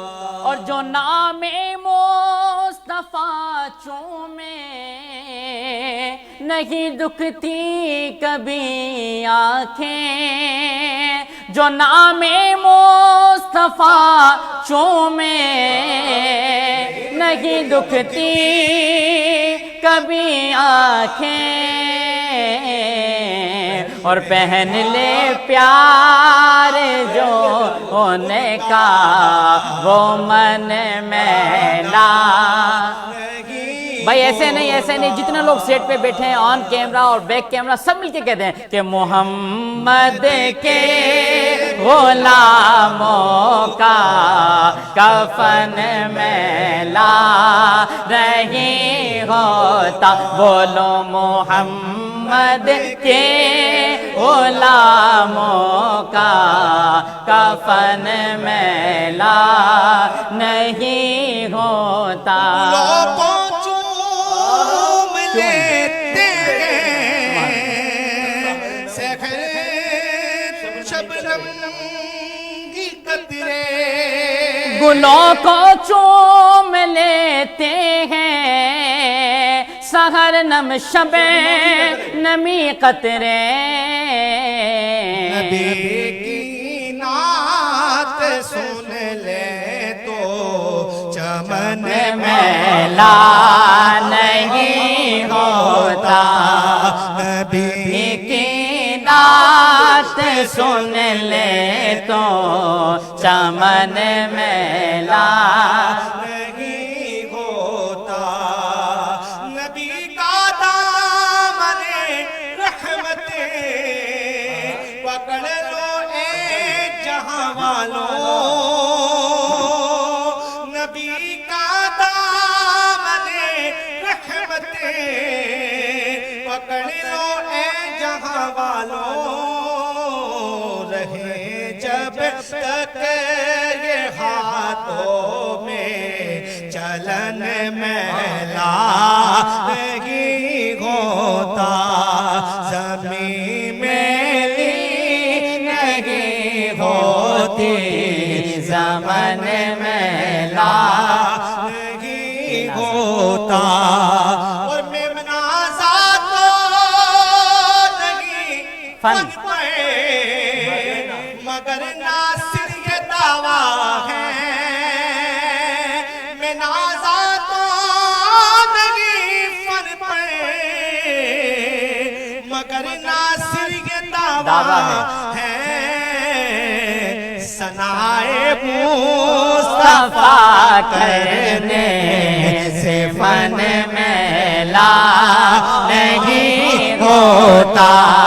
सनाए मुस्तफा करने से मन मैला नहीं होता। बोलो मोहम्मद के गुलामों का कफन मैला नहीं होता। सुभान अल्लाह। आखिर में तो आपने माशाल्लाह जो लहर लगाई है मलक यूसुफ साहब की याद आ गई। अल्लाह ताला उनको सलामत रखे। जी जनाब माशाल्लाह जुनैद अशरफी साहब बहुत ही प्यारे अंदाज से हदिया अकीदत पेश फरमाए। आपका भी शुक्रिया, ऑन कैमरा जो बैठे हैं उनका शुक्रिया, जो बैक कैमरा बैठे हैं बड़ा लुत्फ लेके इस कलाम को सुना, साथ दिया। और जो घरों में बैठे हैं जो समात कर रहे हैं, सुन रहे हैं, देख रहे हैं, अल्लाह करीम सबको आबाद और शाद रखे। जी आमीन आमीन आमीन। तो नाज़रीन किराम आपने ये आज की नशरियात मुलाहिज़ा की और यकीनी तौर पे आज शब जुमा है, कल के दिन और आज की शब हम अपनी दुआओं में याद रखें। हैदराबाद न्यूज़ को, हैदराबाद न्यूज़ की पूरी टीम को अपनी दुआओं में याद रखें। मैं शुक्रिया अदा करूंगा जनाब नासिर साहब आपका, आप तशरीफ लाने वक्त दिया। जनाब अल्लामा अरसलान साहब आपका, सना खान हज़रात हमारे दरमियान मौजूद थे, जनाब आपका शुक्रिया, आपका बेहद शुक्रिया कि आप आते हैं, मुस्कुराते हैं, थोड़ा सा खिलखिलाते हैं तो साइड पे एक बाहर से आ जाती है। आपको तो पता है मैं तो खामोशी बैठता हूँ, ऑन कैमरा ऑफ कैमरा भी। आप खामोशी के पैसे ले रहे हैं असल में। लेकिन फिर आप कहेंगे पैसे नहीं देता। लेकिन खैर जनाब अली मैं शुक्रिया अदा करूंगा अपने स्पॉन्सर्स का, जिनमें हमारे पास है Riwaj cooking oil and banaspati, Al Madina flour mills, glamour paints, Haji Mahfooz Chirmal house, white meat chicken, Lasifa brand, diamond golf city, unique motorcycle, Ajwa cooking oil and banaspati, Meezab marketing, Tarang washing powder, Tabs Cambridge school, superstar motorcycle, Al Zuhaib आटा चक्की, Shaheen Hanif caters, Mahmood decoration, Kech event management, Al Safa group of colleges, उसके अलावा athlete arena, rank हाइल और सुमैर सिंह शेख साहब का बहुत शुक्रिया कि वो इस नशरियात का हिस्सा बने हुए हैं। और ये क्या लाया? मैं लेकर आया हूँ अजवा कुकिंग ऑयल की जानिब से गिफ्ट हैम्पर, जो जाएंगे मेहमानों को। अच्छा, मतलब आप इसके बाद गेम शो भी करना शुरू? जी जी इंशाल्लाह अनकरीब हो जाएगा, आप रूहानी तौर पे देखिएगा। अल्लाह अजबा कुकिंग ऑयल का बहुत शुक्रिया, जिन्होंने बहुत प्यारे प्यारे से गिफ्ट हैम्पर हमारे मेहमानों के लिए दिए। अल्लाह करीम आपको आबाद और शाद रखे। दुआए मग़फ़िरत करेंगे हाजी अब्दुल करीम घंगरा मरूम साहब के लिए, और दुआए खैर बरकत भी हम करेंगे नूर मोहम्मद घंगरा भाई के लिए भी और ज़ुबैर घंगरा साहब के लिए भी। ठीक जी जनाब, मैं ये जो तोहफा जी दे दूं हमारे मेहमानों जी जी को। ज़रूर नासिर साहब, ये नासिर साहब आपके लिए बहुत शुक्रिया। अजबा कुकिंग ऑयल एंड बनास्पति, क्योंकि अजबा है यूनिक। जनाबे अल्लामा असलाम साहब आपके लिए आपका बहुत शुक्रिया। अच्छा ये भी हम दे दें। अच्छा नहीं मेरे साथ मेरे अल्लामा असलाम और सना खान को आप ये वहाँ तक पहुँचा दें तो आपका बेहद शुक्रिया। तो नाज़रीन ये अजबा कुकिंग ऑयल की तरफ से था। इसी के साथ आपका बेहद शुक्रिया। अपने मेज़बान यूसुफ कुरैशी मोहम्मद अली नशबंदी को दीजिए इजाज़त। मुलाकात होगी आपसे कल इंशाअल्लाह। अल्लाह हाफ़िज़। जनाब अल्लाहुम्मा सल्लि अला सय्यिदिना व मौलाना मुहम्मदिन मादिनिल जूदि वल करम व आलिहि व सहबिहि व बारिक व सल्लिम या रब्बल आलमीन या अकरमल अकरमीन। हमारी इस ट्रांसमिशन को अपनी बारगाह में कबूल मकबूल फरमा। जिन अहबाब ने ताउन किया उनके ताउन को कबूल फरमा। मौला करीम जिन लोगों ने कोशिशें काविशें की, मौला करीम उनकी कोशिशें काविशें भी कबूल फरमा। उनके रिज़्क़ हलाल में खूब बरकतें अता फरमा। लुक़्मा हराम से हम सब को महफूज फरमा। हमारे तमाम सगीरा कबीरा ज़ाहिरी बातिन गुनाहों को मुआफ़ फरमा। रमज़ानुल मुबारक की बरकतें समेटने की तौफ़ीक़ अता फरमा। हमारी इबादत रियाज़ात मुजाहिदात को कबूल फरमा। सजदों की तौफ़ीक़ अता फरमा। तिलावत की चाशनी नसीब फरमा। मौला करीम जितने भी अहबाब यहाँ मौजूद हैं सबकी बख्शिश व मग़फ़िरत फरमा। या रब्बल आलमीन फ़हद भाई के वालिद की बख्शिश व मग़फ़िरत फरमा। सलमान भाई के वालिद की बख्शिश व मग़फ़िरत फरमा। उज़ैर भाई के वालिद की बख्शिश व मग़फ़िरत फरमा। ज़ुहैब लतीफ़ नियाज़ी के वालिदैन की बख्शिश व मग़फ़िरत फरमा। जितने अहबाब यहाँ मौजूद हैं मौला, जिनके अज़ीज़ व अक़रबा मुसलमान दुनिया से चले गए, सबकी बख्शिश व मग़फ़िरत फरमा। मौला करीम पाकिस्तान पे अपना खुसूसी रहम व करम नाज़िल फरमा। फ़लस्तीन के मुसलमानों पे अपना खुसूसी रहम व करम नाज़िल फरमा। आलम इस्लाम का बोल बाला फरमा। दुश्मनान इस्लाम का मुँह काला फरमा। अल्लाहुम्मा मन तवफ़्फ़ैतहु मिन्ना फ़तवफ़्फ़हु अलल ईमान या मुक़ल्लिबल क़ुलूब सब्बित क़ल्बी अला दीनिक बिबरकति इन्नल्लाह व मलाइकतहु युसल्लूना अलन नबी या अय्युहल्लज़ीना आमनू सल्लु अलैहि व सल्लिमू तस्लीमा सल्लल्लाहु अला नबीजिल उम्मी व आलिहि सल्लल्लाहु अलैहि वसल्लम सलातन व सलामन अलैका या सय्यदी या मक्की या मदनी या हाशिमी या अरबी या मुत्तलिबी या रसूलल्लाह सुब्हान रब्बिका रब्बिल इज़्ज़ति अम्मा यसिफून व सलामुन अलल मुरसलीन वल्हम्दुलिल्लाहि रब्बिल आलमीन। ला इलाहा इल्लल्लाहु मुहम्मदुर रसूलुल्लाह सल्लल्लाहु अलैहि वसल्लम। करम है रमजान, रमजान करम है रमजान।